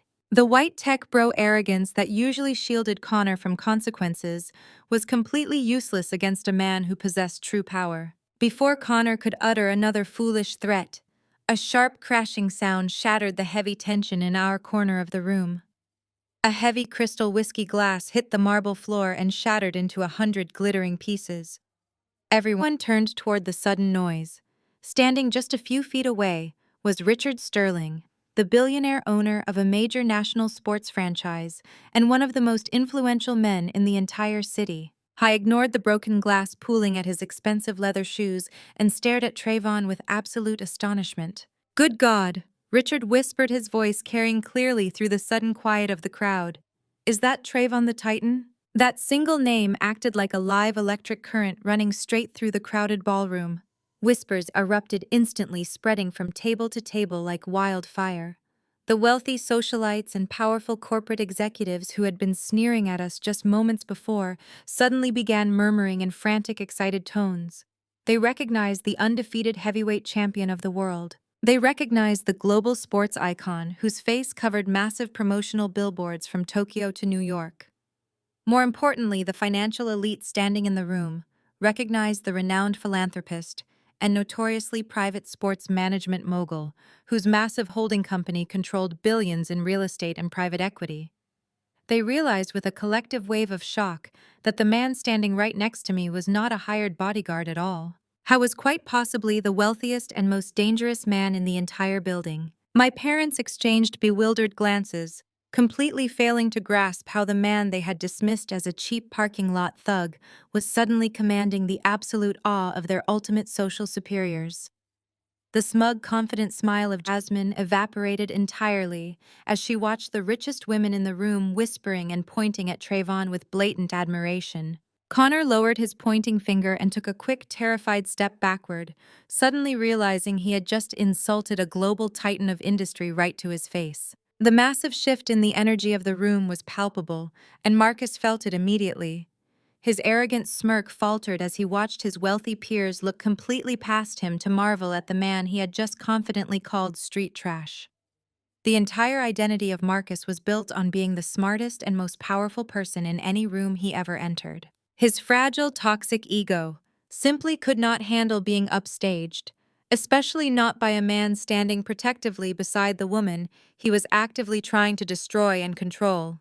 His face flushed a dark, angry red. "I do not care if he fights in a cage for a living," Marcus shouted, his voice cracking slightly as his carefully maintained professional composure began to rapidly fracture. He pointed an accusatory finger at Trayvon, trying desperately to reclaim his dominance over the stunned ballroom. "In the real world, money talks and physical violence means absolutely nothing. This is my event and you are not welcome here. Security, remove him now." Marcus immediately snapped his fingers. His 4 massive bodyguards cracked their knuckles and stepped forward, immediately moving to surround Trayvon in a tight, hostile circle. The physical trap was finally set. The 4 massive bodyguards flanking Marcus stepped forward, moving to surround Trayvon in a tight, hostile circle. They were men accustomed to using sheer size to intimidate anyone who crossed their employer. But they had absolutely no idea who they were dealing with tonight. Before the first guard could even close the distance, a swift, synchronized movement shifted the entire dynamic of the room. The men in sharp, dark suits who had been standing quietly in the shadows surrounding the ballroom floor stepped forward. They moved with a terrifying, disciplined military precision that made Marcus's hired muscle look like clumsy amateurs. Trayvon did not even flinch as his elite private security detail formed an impenetrable wall of broad shoulders and tailored jackets directly in front of him. In perfect unison, the men reached into their breast pockets and produced sleek leather wallets. They flipped them open, catching the cascading light of the crystal chandeliers. Solid federal badges glinted in the bright illumination. Off-duty United States Marshals working as private contractors for the Zenith Sports Management conglomerate.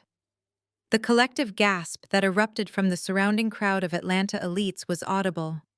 The murmurs of shock rippled through the ballroom as the wealthiest investors and socialites realized Marcus was not just being upstaged by a celebrity athlete. He was being legally and physically outmaneuvered by a man who possessed federal-level resources. Marcus watched his 4 highly paid bodyguards instantly freeze in place. The moment they saw the federal badges, they took a collective step backward, lowering their hands and completely abandoning their employer to save themselves from federal assault charges. The utter humiliation painted across Marcus's face was a masterpiece of shattered arrogance. The man who had spent years manipulating my family, paying for country club memberships and dangling seed money to control everyone around him, was now standing completely defenseless in front of his peers. His ultimate weapon of intimidation had just been effortlessly swatted away. The absolute public emasculation was too much for his fragile, toxic ego to handle. Marcus lost his temper completely, his face contorted into a mask of blind, unhinged rage. Stripped of his muscle and stripped of his manufactured authority, he reverted to the only tactic he had left: pure violence. But instead of charging at the giant who had humiliated him, Marcus cowardly pivoted his focus. His dark, furious eyes locked onto me. He lunged forward, extending his arms, his hands hooked like claws aiming directly for my throat. He intended to drag me to the floor and punish me for bringing his demise into his pristine world. I did not move a single inch. I did not have to. Trayvon intercepted him with a speed that defied logic for a man of his immense size. It was not a chaotic street brawl, it was poetry in motion. Trayvon stepped smoothly into the path of the charging billionaire, grabbing the lapels of Marcus's expensive custom velvet tuxedo. Using the momentum of Marcus's own blind rage, Trayvon executed a flawless judo throw.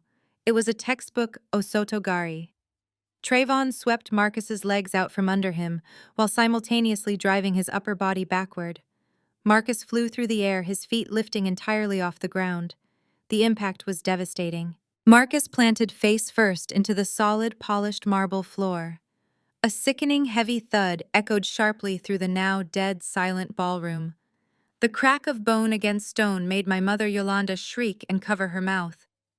Jasmine dropped her champagne flute, sending shards of expensive crystal flying across the floor, but no one even looked at her.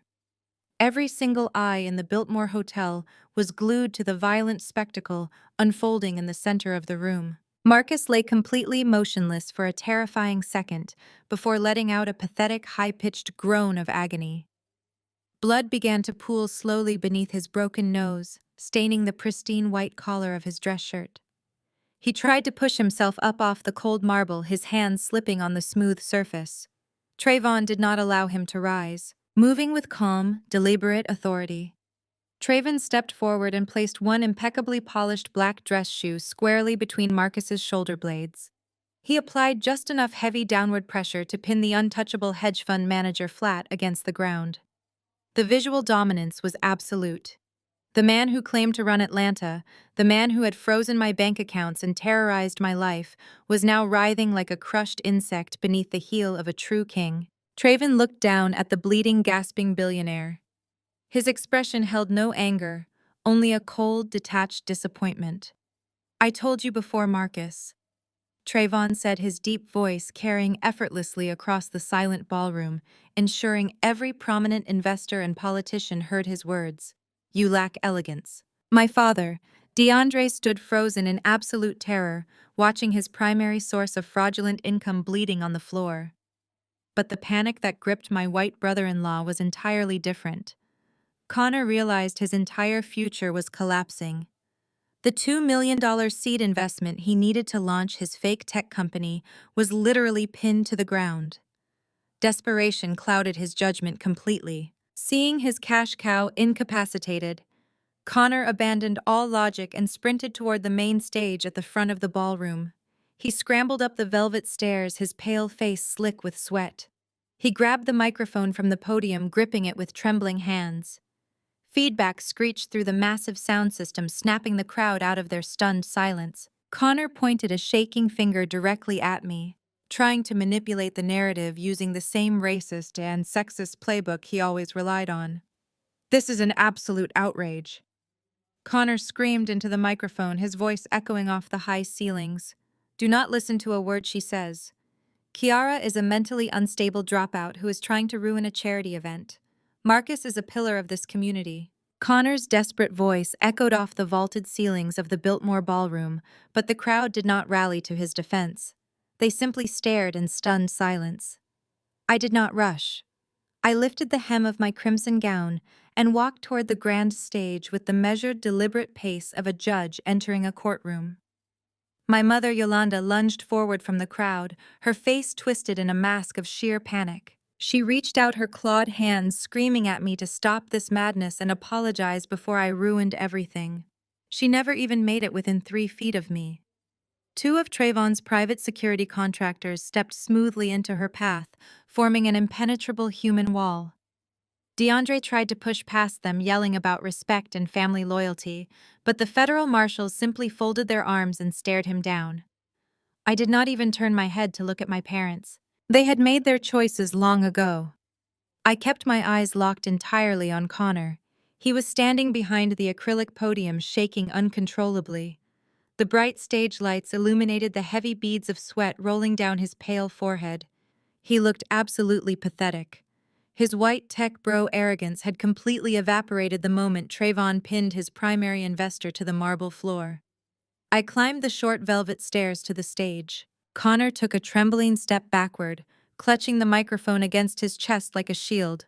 I did not raise my voice or threaten him. I simply extended my hand and waited.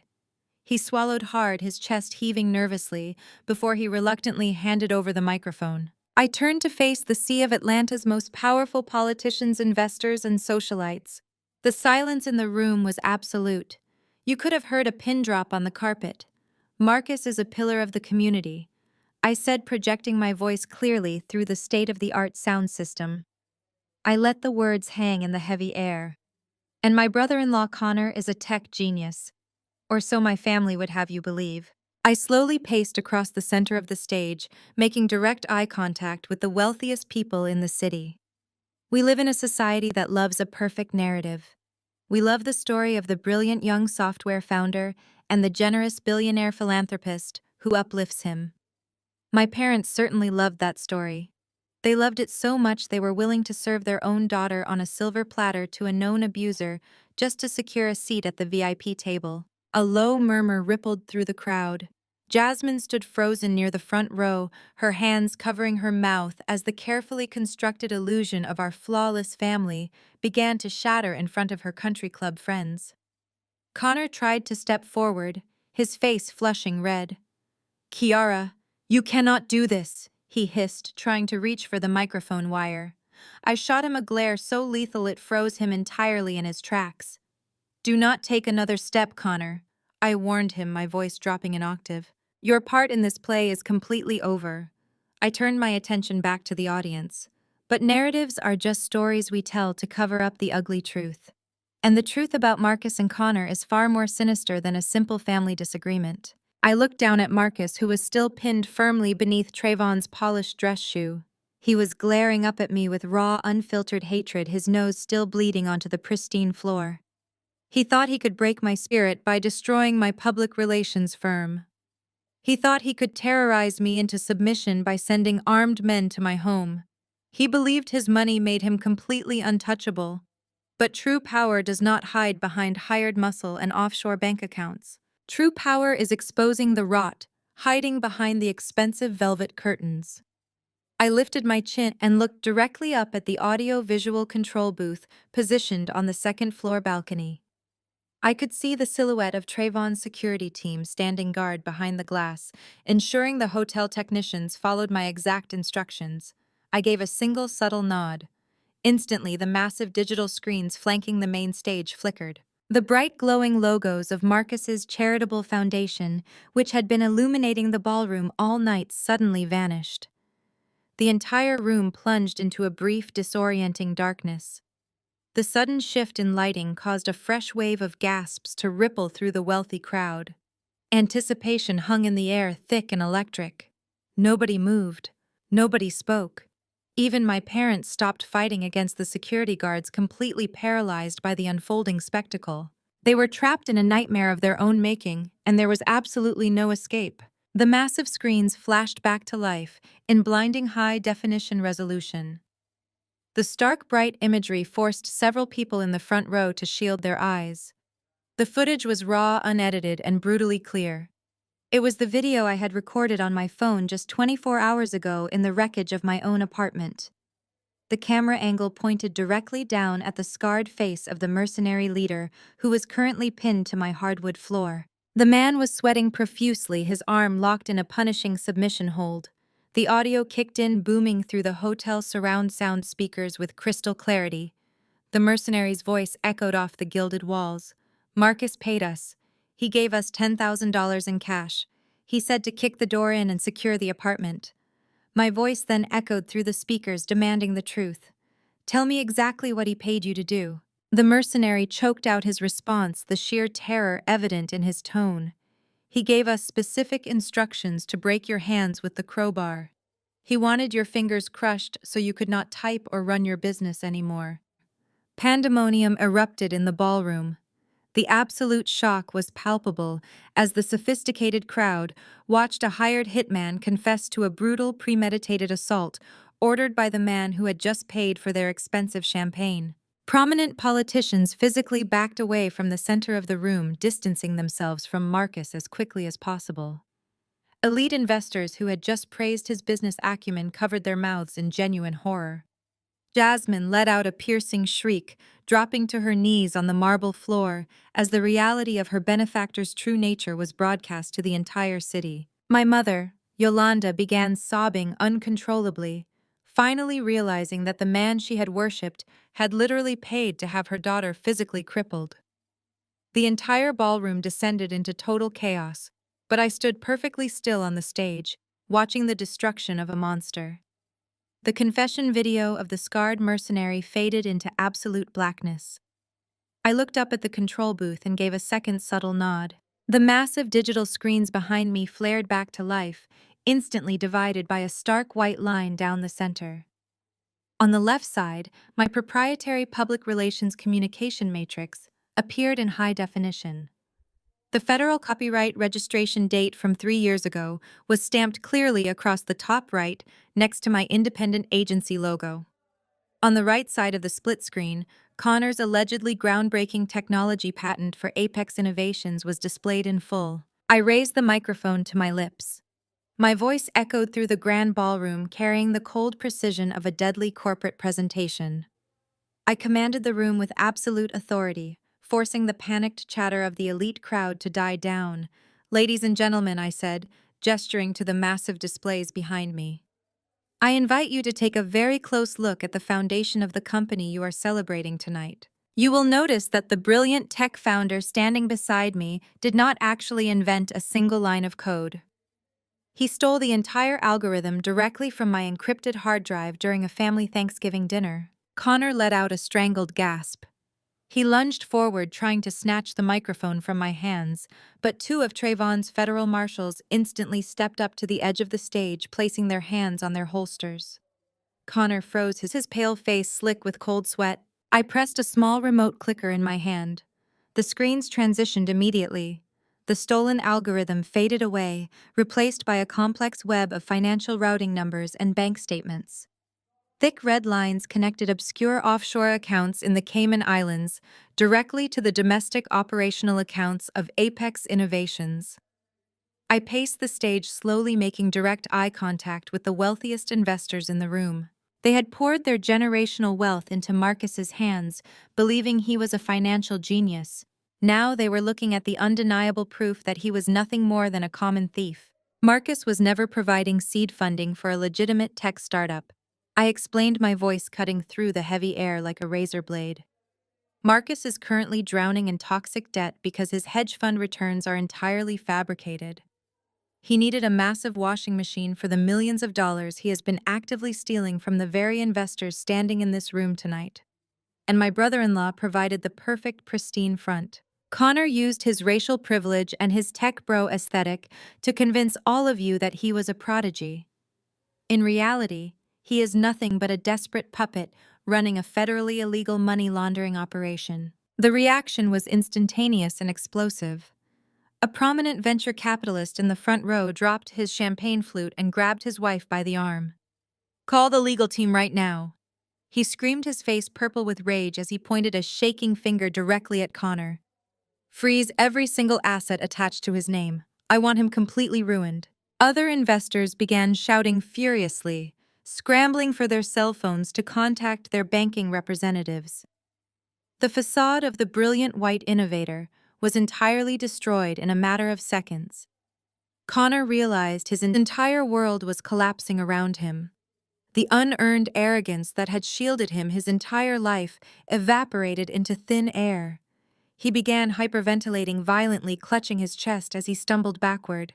He tried to speak, to formulate some kind of defense, but only pathetic wheezing sounds escaped his throat. He dropped to his knees on the stage, tearing at the collar of his expensive tuxedo shirt, looking like a drowning man begging for a life raft that was never coming to save him. I was completely exposed to the unforgiving glare of the public spotlight. Down on the marble floor, Jasmine was screaming in pure hysterics, watching her husband face decades in a federal penitentiary. But it was my mother, Yolanda, who provided the final nail in the coffin.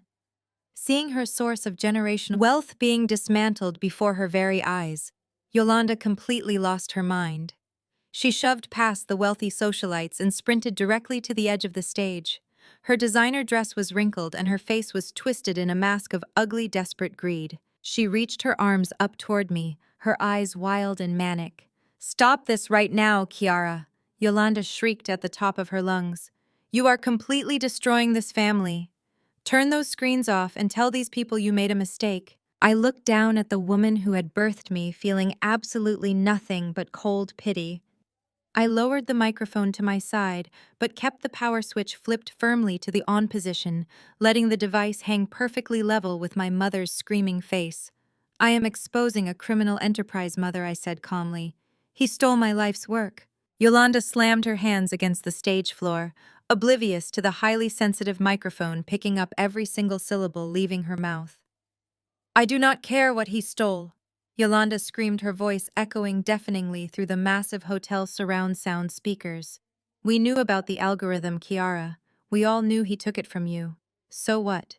He is family and he is providing for us. Marcus was making us rich and you ruined it because you are a selfish, jealous brat." A collective gasp of sheer horror ripped through the ballroom. The elite crowd recoiled from my mother as if she were carrying a highly contagious disease. Yolanda froze, her eyes darting to the speakers above her head as she realized her catastrophic mistake. She had just broadcasted her active complicity in a major federal crime to a room full of federal marshals, powerful investors, and recording cell phones. She had just confessed into a hot microphone. The deafening silence that followed her accidental admission was heavier than any physical blow. She stood paralyzed, staring at me with wide, terrified eyes, as the full weight of her own words finally crashed down upon her. She had completely sealed her own fate. The deafening silence that followed my mother's accidental confession hung in the grand ballroom for exactly 3 seconds. Yolanda stood frozen on the stage steps, her mouth opening and closing soundlessly, as the weight of her own recorded words crushed her manufactured reality. Before she could attempt to backtrack or formulate another pathetic lie, the heavy oak double doors at the main entrance of the Biltmore Hotel violently burst open. The resounding crash of solid wood hitting the brass wall stops echoed like a gunshot. The aristocratic crowd parted instantly, scrambling backward in absolute terror, as a massive coordinated wave of federal authority flooded the venue. Dozens of tactical agents poured into the room wearing dark navy windbreakers with the bright yellow letters of the Federal Bureau of Investigation and the Securities and Exchange Commission emblazoned across their backs. This was a full-scale targeted raid. Traven had not just been planning a public humiliation. His elite legal team had spent the afternoon delivering my stolen proprietary algorithm, the hitman's brutal video confession, and the meticulously tracked offshore wire transfers directly to the federal field office. The authorities had been waiting right outside the hotel perimeter for my precise signal to move in. Traven stood completely unfazed by the sudden chaotic swarm of armed federal agents.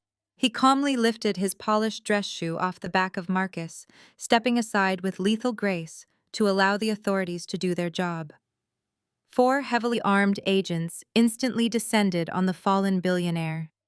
They yanked Marcus off the cold marble floor with zero gentleness, slamming him face first onto a nearby cocktail table. Champagne flutes shattered onto the ground, cascading expensive alcohol over his custom velvet tuxedo. The sharp metallic click of heavy steel handcuffs ratcheting tightly around his wrists rang out sharp and clear. Marcus completely lost whatever remained of his mind. The untouchable hedge fund manager dissolved into a frothing, unhinged lunatic. He twisted wildly against the grip of the federal agents, spitting blood from his broken nose onto the lapels of their jackets. "You cannot touch me," Marcus screamed, his voice cracking in sheer panic. "I buy people like you. I run this city." He locked his manic, furious eyes on me as the agents began dragging him backward toward the exit. "I will kill you, Kiara. I will ruin you. You are nothing without me. You belong to me." His desperate, pathetic threats faded into the chaotic noise of the ballroom as the agents forcefully shoved him through the main doors, entirely stripping him of his power, his dignity, and his freedom. Across the room, the absolute reality of the situation finally pierced through Connor's blinding arrogance. The untouchable white tech bro had watched his billionaire shield get dragged out in chains. The fake startup founder facade crumbled into pure, unadulterated cowardice. Connor looked at the federal agents swarming the venue and made a split-second, completely selfish decision. He turned on his heel and sprinted frantically toward the swinging doors of the kitchen service exit. I did not care about his company anymore. He certainly did not care about his wife. Jasmine was standing directly in his path, paralyzed by the shock of the raid. Connor did not even hesitate. He shoved his own wife violently out of his way, hitting her shoulder so hard she lost her balance and crashed down onto the hard floor. Connor scrambled wildly for the exit, his expensive loafers slipping on the spilled champagne. He never even touched the handle of the kitchen door. 2 massive federal agents tackled him from the blind side, hitting him with the force of a freight train. Connor ate the hardwood floor, sliding hard on his stomach. He instantly started sobbing, trying to weaponize his privilege one last time. "I am a legitimate tech founder," Connor shrieked as an agent planted a knee firmly between his shoulder blades. "This is a misunderstanding. It was all Marcus. He forced me to do it. I am the victim here. Call my lawyers. I know my rights." The agents ignored his pathetic whining entirely, yanking his arms behind his back and locking him in handcuffs. The great tech innovator was reduced to a crying, trembling mess on the floor of a catering kitchen. The ballroom was rapidly clearing out. The wealthy politicians and elite investors who had gladly drank Marcus's champagne were now sprinting for the valet stand, desperately dialing their defense attorneys to distance themselves from the radioactive fallout. The federal agents systematically secured the perimeter of the room, cordoning off the stage and the VIP tables to preserve the crime scene. In the dead center of the rapidly emptying ballroom, beneath the harsh glare of the crystal chandeliers, my family was left entirely alone. The devastating reality of their choices settled over them like a thick, suffocating blanket. DeAndre stood paralyzed, staring blankly at the doors, where his primary source of income had just been hauled away to federal prison. Yolanda was slumped against the edge of the stage, her hands trembling violently as she realized she had just publicly confessed to aiding and abetting a federal fraud scheme on a live microphone. Her elite country club memberships, her designer wardrobe, and her manufactured social standing had completely evaporated in 5 minutes. But it was Jasmine who truly shattered the remaining silence. She sat on the marble floor right where her husband had violently shoved her. Her $50,000 diamond tennis bracelet gleamed mockingly under the lights, a heavy chain binding her to a sinking ship. She realized in one horrifying moment that her husband was a spineless criminal who had assaulted her to save himself. She realized her massive mansion would be seized by the federal government by tomorrow morning. Her entire identity, built on being better and richer than me, had completely disintegrated. Jasmine buried her tear-stained face in her shaking hands and unleashed a blood-curdling hysterical scream of pure, total despair. Jasmine's scream echoed off the vaulted ceilings of the Biltmore Hotel, slowly fading into a pathetic, whimpering sob. The heavy mahogany doors had swung shut behind the federal agents, leaving my parents and my sister completely isolated in the center of the devastated ballroom. The glittering crystal chandeliers above us no longer felt like a symbol of their elite social status. They felt like harsh interrogation lights exposing every ounce of their greed. My mother. Yolanda stood frozen for a few seconds, staring at the empty space where Marcus had been dragged away. I watched the gears turning in her head. The survival instincts of a woman who had spent her entire life climbing the social ladder using other people's money kicked into overdrive. She looked at Marcus's shattered champagne glass on the floor. Then she looked at the kitchen doors where Connor had been hauled out in handcuffs. Finally, her eyes snapped to me and Trayvon. She saw the federal marshals standing behind us. She saw the custom tailoring of Trayvon's suit. She calculated his immense net worth in a fraction of a second and immediately changed her entire reality to fit her new desperate narrative. Yolanda wiped her face, smoothing her ruined designer dress. A wide, manic smile stretched across her face, completely ignoring the fact that she had just confessed to a federal crime on a hot microphone minutes prior. She rushed toward me, holding her arms open wide as if she were greeting a beloved child returning from a long journey. "Oh, my smart girl!" Yolanda cried out, her voice dripping with a sickening manufactured warmth. "I knew you could do it, Kiara. We knew Marcus was evil all along. We had to play along with him. We had to pretend to take his side to protect you so you could build this brilliant case against him. You are so brave, sweetheart. Come give your mother a hug." She reached out to grab my shoulders, but I did not even flinch. I took one single deliberate step backward, putting myself entirely out of her reach. My father DeAndre hurried up right behind her, nodding enthusiastically like a cheap bobblehead. He completely ignored my boundary and locked his greedy eyes directly on Trayvon. DeAndre took in the sheer size of the man, the undeniable power radiating from him, and the incredibly expensive watch gleaming on his wrist. "That is right, Kiara." DeAndre chimed in, trying to sound like a proud patriarch. "We always knew you had a master plan. And Trayvon, my man, what a spectacular entrance. I can tell you are a man who understands loyalty. What a wonderful son-in-law you will be. We are going to do great business together. Family always sticks together through the hard times, right?" Trayvon did not smile. He did not extend his hand to my father.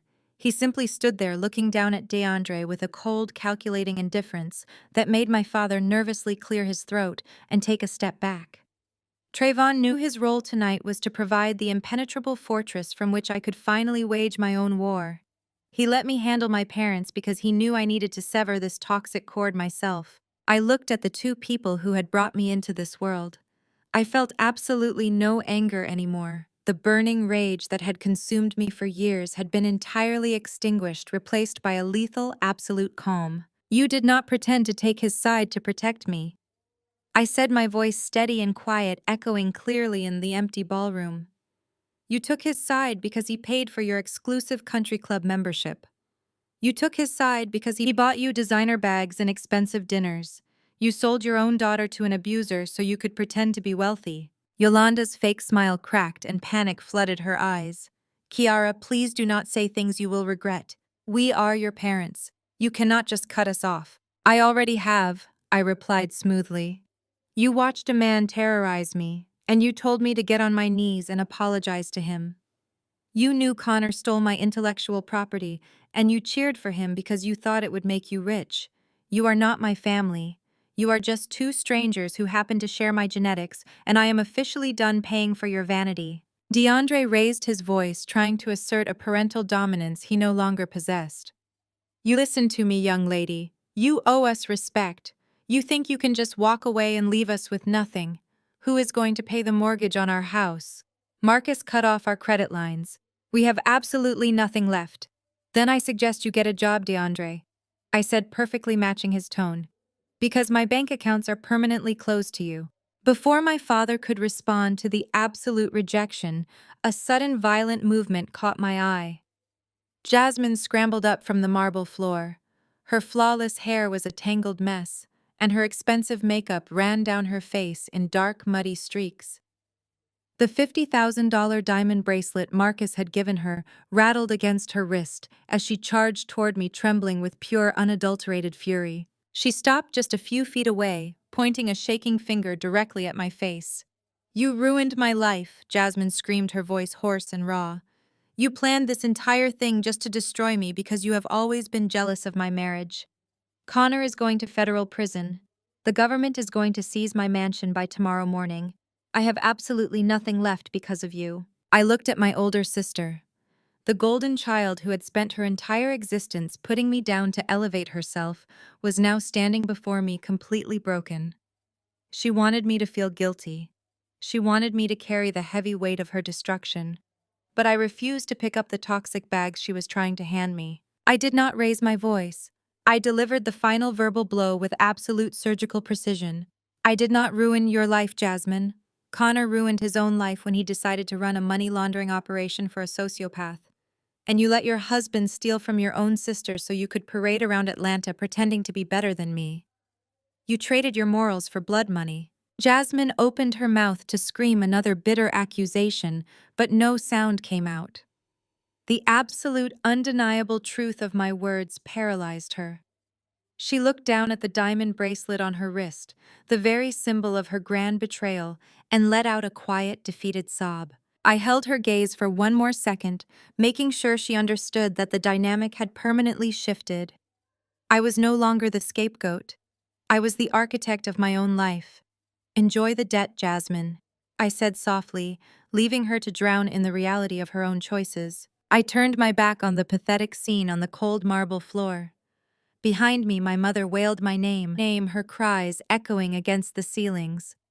"Kiara, please do not leave us like this," she sobbed. "We are your blood." I did not pause my stride. I did not turn around to offer a single ounce of comfort. The invisible chains of guilt and obligation that had bound me for 28 years simply shattered. I walked toward the exit with my spine perfectly straight. The remaining members of the wealthy Atlanta elite stepped aside. They parted from me, lowering their eyes in absolute respect. Traven fell into step beside me. The heavyweight champion did not gloat. He simply offered his arm, his dark eyes shining with profound pride. I slipped my hand through the crook of his elbow, feeling the solid strength radiating from him. Together we walked out through the heavy brass doors, leaving the wreckage of my abusive ex-boyfriend and my treacherous family behind us. The cool night air hit my face as we stepped into the valet driveway. I took a deep, cleansing breath. The suffocating weight I had carried for years was gone. I was completely free. The aftermath began before the sun even came up. By morning, every major news network was running wall-to-wall coverage of the spectacular raid. Billionaire hedge fund manager, arrested in massive money laundering scheme. Marcus was completely ruined. His defense attorneys argued for house arrest, but the federal judge took one look at the hitman confession video and flatly denied bail. Marcus was locked inside a federal holding cell, stripped of his unearned arrogance and facing decades behind bars. The fallout for my white tech bro brother-in-law was equally swift. The Securities and Exchange Commission moved with lethal efficiency. By noon, they had frozen every single bank account, corporate asset, and personal trust fund attached to Connor and his fake startup. Jasmine found out exactly what it meant to trade her morals for blood money. Because her name was tied to Connor and his fraudulent assets, the federal government seized everything. She received a formal foreclosure and eviction notice by Friday afternoon. The golden child packed her belongings into garbage bags. Meanwhile, my independent public relations agency experienced an explosive surge in growth. The corporate world had watched me systematically dismantle a corrupt billionaire on a live stage. They saw my brilliant communication matrix and flawless crisis management skills in action. My business phone rang off the hook with desperate high-end clients begging to retain my services. I had to triple my staff and lease a new cutting-edge office space in Midtown Atlanta just to handle the incredible volume of legitimate wealth pouring into my company.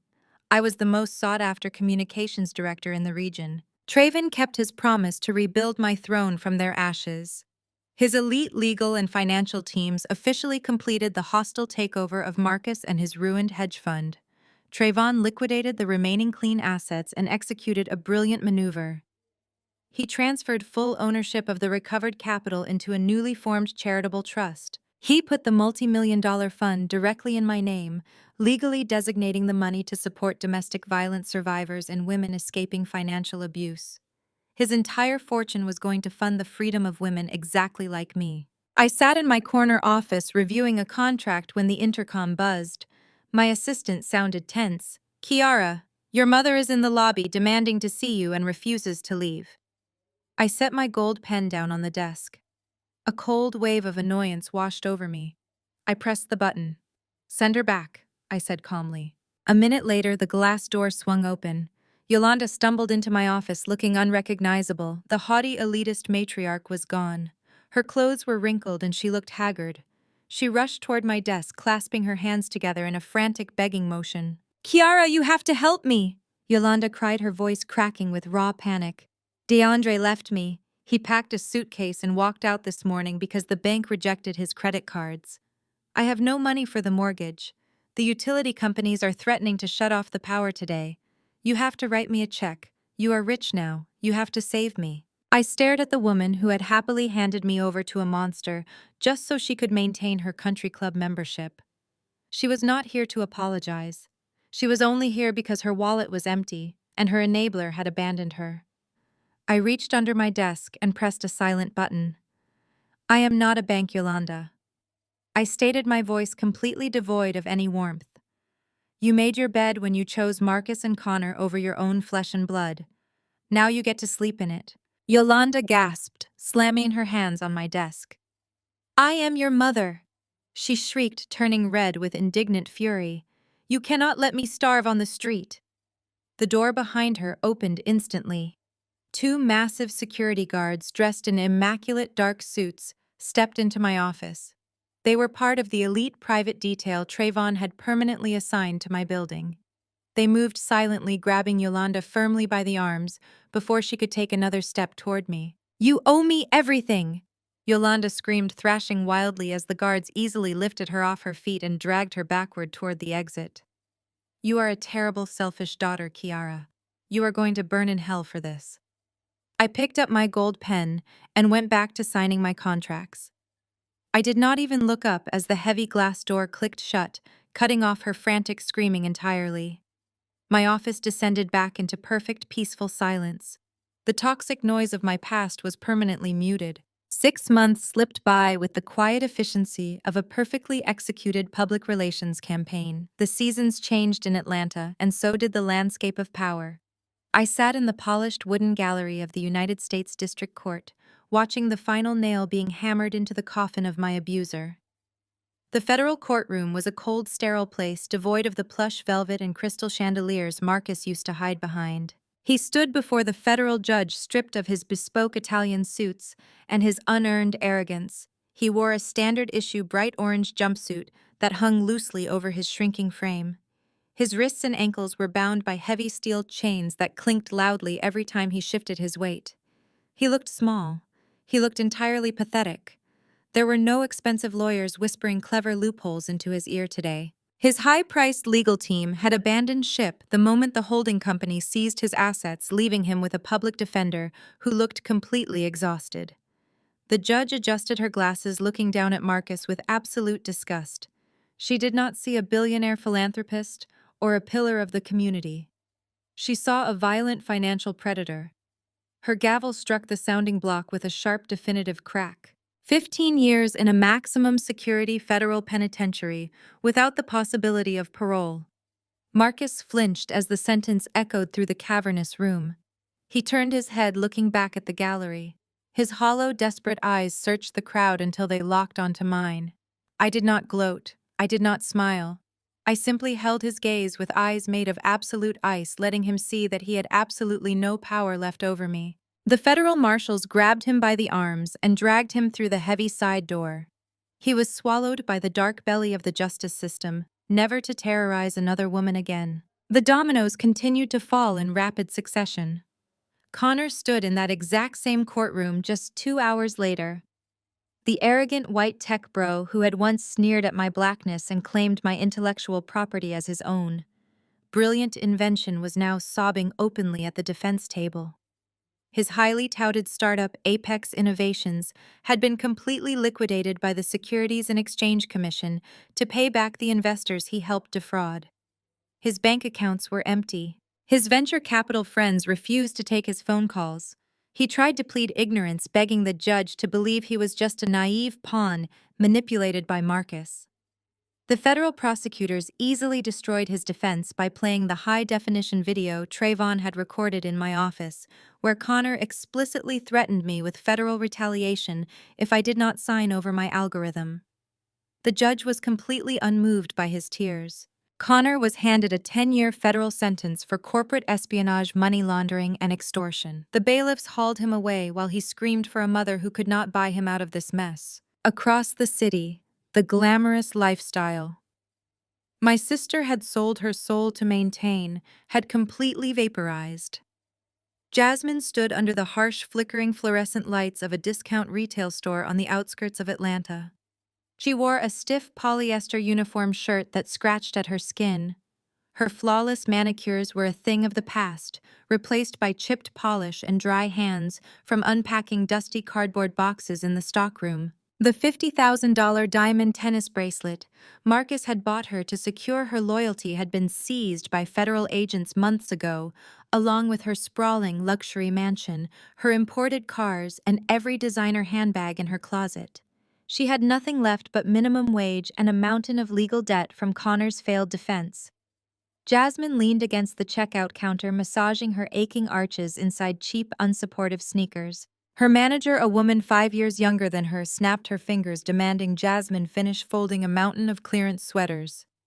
Jasmine bit her tongue, swallowing her pride because she desperately needed the hourly wage to pay for her tiny, cramped studio apartment.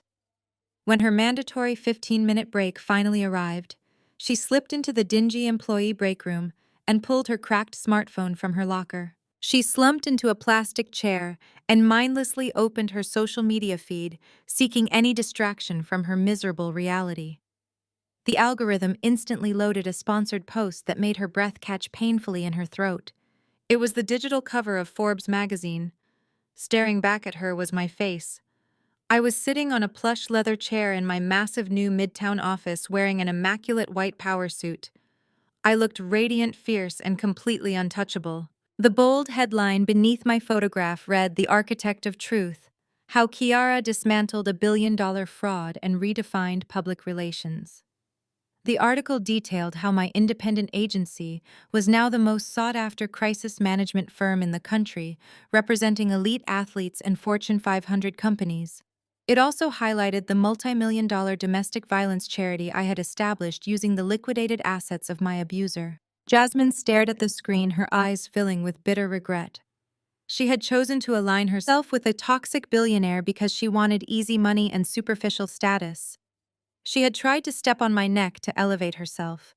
Now she was looking at the sister she had betrayed, realizing I had built an empire based on integrity, and she was entirely locked out of the castle, far away from the discount retail store and the cold federal courtrooms. I stood in the center of my sun-drenched penthouse suite. The massive floor-to-ceiling windows offered a breathtaking panoramic view of the city I had successfully conquered. I was not rushing around in a panic trying to appease a demanding mother or dodging the manipulative tactics of a toxic family. I was calmly packing a sleek designer weekender bag. I carefully folded a silk evening gown and placed it next to a collection of luxury resort wear. I was not packing for another stressful holiday dinner filled with backhanded compliments and emotional abuse. I was packing for a private jet trip to Las Vegas. I paused, zipping the leather bag closed, and looked up at my reflection in the gilded wall mirror. The woman looking back at me was entirely transformed. The dark circles of anxiety were gone. The posture of a scapegoat had vanished. I stood tall, my shoulders relaxed, my eyes bright and clear. I was deeply healed, undeniably powerful, and completely free. The bedroom door opened softly, and Trayvon stepped inside. He wrapped his massive arms around my waist from behind, pulling my back against his solid, warm chest. He pressed a soft, lingering kiss to the side of my neck, making me smile. "Are you ready to go, my queen?" He murmured, his deep voice wrapping around me like a protective shield. I turned in his arms, looking up into the eyes of a man who loved me unconditionally, without requiring me to shrink or sacrifice my spirit. "I am ready," I said, leaning up to meet his lips. The private jet touched down in Las Vegas exactly 4 hours later. The dry desert heat of Nevada hit my face the moment I stepped onto the tarmac, completely replacing the suffocating humidity of Atlanta. A fleet of black armored SUVs waited for us on the runway. I slid into the leather back seat, holding Trayvon's hand as we were escorted through the neon-lit streets directly to the MGM Grand. The entire city seemed to vibrate with a frantic electric energy. Tonight was not just another fight. It was the biggest heavyweight title defense of the entire decade. And I was not just another face in the crowd.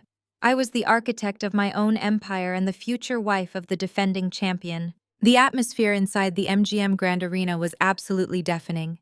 Over 16,000 screaming fans packed the stadium, creating a wall of sound that vibrated right through the soles of my designer heels. Celebrities.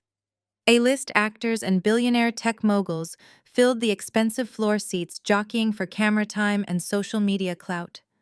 I walked past all of them. I walked past the flashing bulbs and the desperate attempts for attention. I took my seat in the ultimate VIP section, right at the edge of the chain-link cage. I crossed my legs, smoothing the fabric of my emerald green silk dress. I rested my left hand on the barricade, letting the arena lights catch the flawless 5-carat diamond engagement ring resting perfectly on my finger. Trayvon had proposed on the flight over, refusing to wait another single day to make our partnership permanent. Sitting cage side, I looked around the massive arena and allowed the profound reality of my journey to wash over me. They wanted me broken. They wanted me silenced. They wanted me erased. Marcus wanted me terrified and financially ruined so I would crawl back to his abuse. My mother wanted me small and obedient so she could parade her fake wealth at the country club.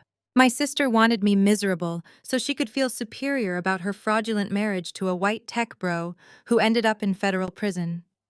They all wanted me to accept the role of the sacrificial lamb. But I did not shrink. I did not fold. I did not break. I took every single stone they threw at me, and I built an impenetrable fortress. I built a multi-million-dollar public relations agency. I built a charitable foundation that actively saves women from financial abuse. I built a life defined by absolute uncompromising truth. The stadium lights suddenly plunged into total darkness. The bass line of a heavy hip-hop anthem shook the concrete floor. The crowd erupted into an absolute frenzy as the overhead spotlights snapped back on tracking Trayvon as he walked down the entrance ramp. He looked like a mythological god of war. He was intensely focused, his massive 6'5" frame moving with a lethal fluid grace. He kept his eyes locked straight ahead, completely dialed into the violent task at hand. When the cage door locked shut behind him, the bell rang with a sharp, definitive crack. The fight was a brutal, kinetic masterpiece. The challenger was a massive, undefeated striker from Eastern Europe, known for his knockout power. But Trayvon was fighting on an entirely different level of existence. He moved with the exact same terrifying precision he had used to dismantle the 5-armed hitmen in my ruined living room. Every strike was calculated. Every evasion was flawless. He absorbed the pressure and redirected it with devastating force. The violence inside the cage was chaotic to the untrained eye, but to me it mirrored the exact strategic warfare I had just waged against my own toxic family. You do not win by throwing wild emotional punches. You win by waiting for your opponent to overextend their reach, and then you strike their weakest point with everything you have. In the middle of the third round, the climax arrived. The challenger threw a desperate, wild overhand right. Trayvon slipped under the punch with effortless speed, pivoting his hips and transferring every ounce of his heavyweight power into a devastating left hook. The strike connected with the challenger's jaw with a sickening crack that echoed over the roaring crowd. The massive European fighter crumpled instantly, hitting the canvas completely unconscious before the referee could even dive between them. The arena absolutely exploded. The sound was a physical force shaking the walls and rattling my bones. The referee waved his hand, signaling the immediate end of the match. Trayvon was still the undisputed, undefeated heavyweight champion of the world. His coaching staff rushed the cage climbing over the chain-link fence to throw the gold championship belt over his massive shoulder. Sports reporters and camera crews flooded the octagon, shoving microphones forward, desperate to get the first post-fight interview. Trayvon ignored all of them. He pushed past the reporters, brushing aside the heavy television cameras. He walked directly to the edge of the chain-link cage, exactly where I was sitting. The entire stadium watched as the most dangerous man on the planet stopped right in front of me. I was breathing heavily, his chest heaving with exertion, his torso slick with sweat. He lifted his heavy wrapped hand, the knuckles stained with the blood of his opponent, and pointed his glove straight at my heart. The giant leaned against the chain-link fence, ignoring the chaos roaring behind him. He looked down at me, and a slow, beautiful smile spread across his face. It was a smile completely devoid of ego or arrogance. It was a smile meant exclusively for me. It was the smile of a man who recognized my strength, who protected my peace, and who worshipped the ground I walked on. The massive jumbotron suspended above the center of the arena instantly switched camera feeds. The 60-foot-high digital screen broadcast my face to the entire world. I was looking up at my champion, smiling back at him with tears of pure, unadulterated triumph streaming down my face. I did not just survive the scapegoat trauma. I did not just escape the financial abuse of a toxic family. I fought my way out of the dark. I claimed my rightful crown, and I conquered the entire world. The most powerful lesson from this story is that your worth is not defined by the toxic people who try to break you, even if they share your bloodline. True empowerment comes from recognizing when a table no longer serves you and having the courage to walk away to build your own. You do not have to shrink yourself to fit into a space where you are disrespected. Healing often requires severing ties with abusers and their enablers. By cultivating your success in silence and holding your boundaries, you transform from a scapegoat into the undeniable architect of your own destiny. Share your journey in the comments below if you have ever walked away from a toxic environment to claim your peace, and hit subscribe for more empowering stories.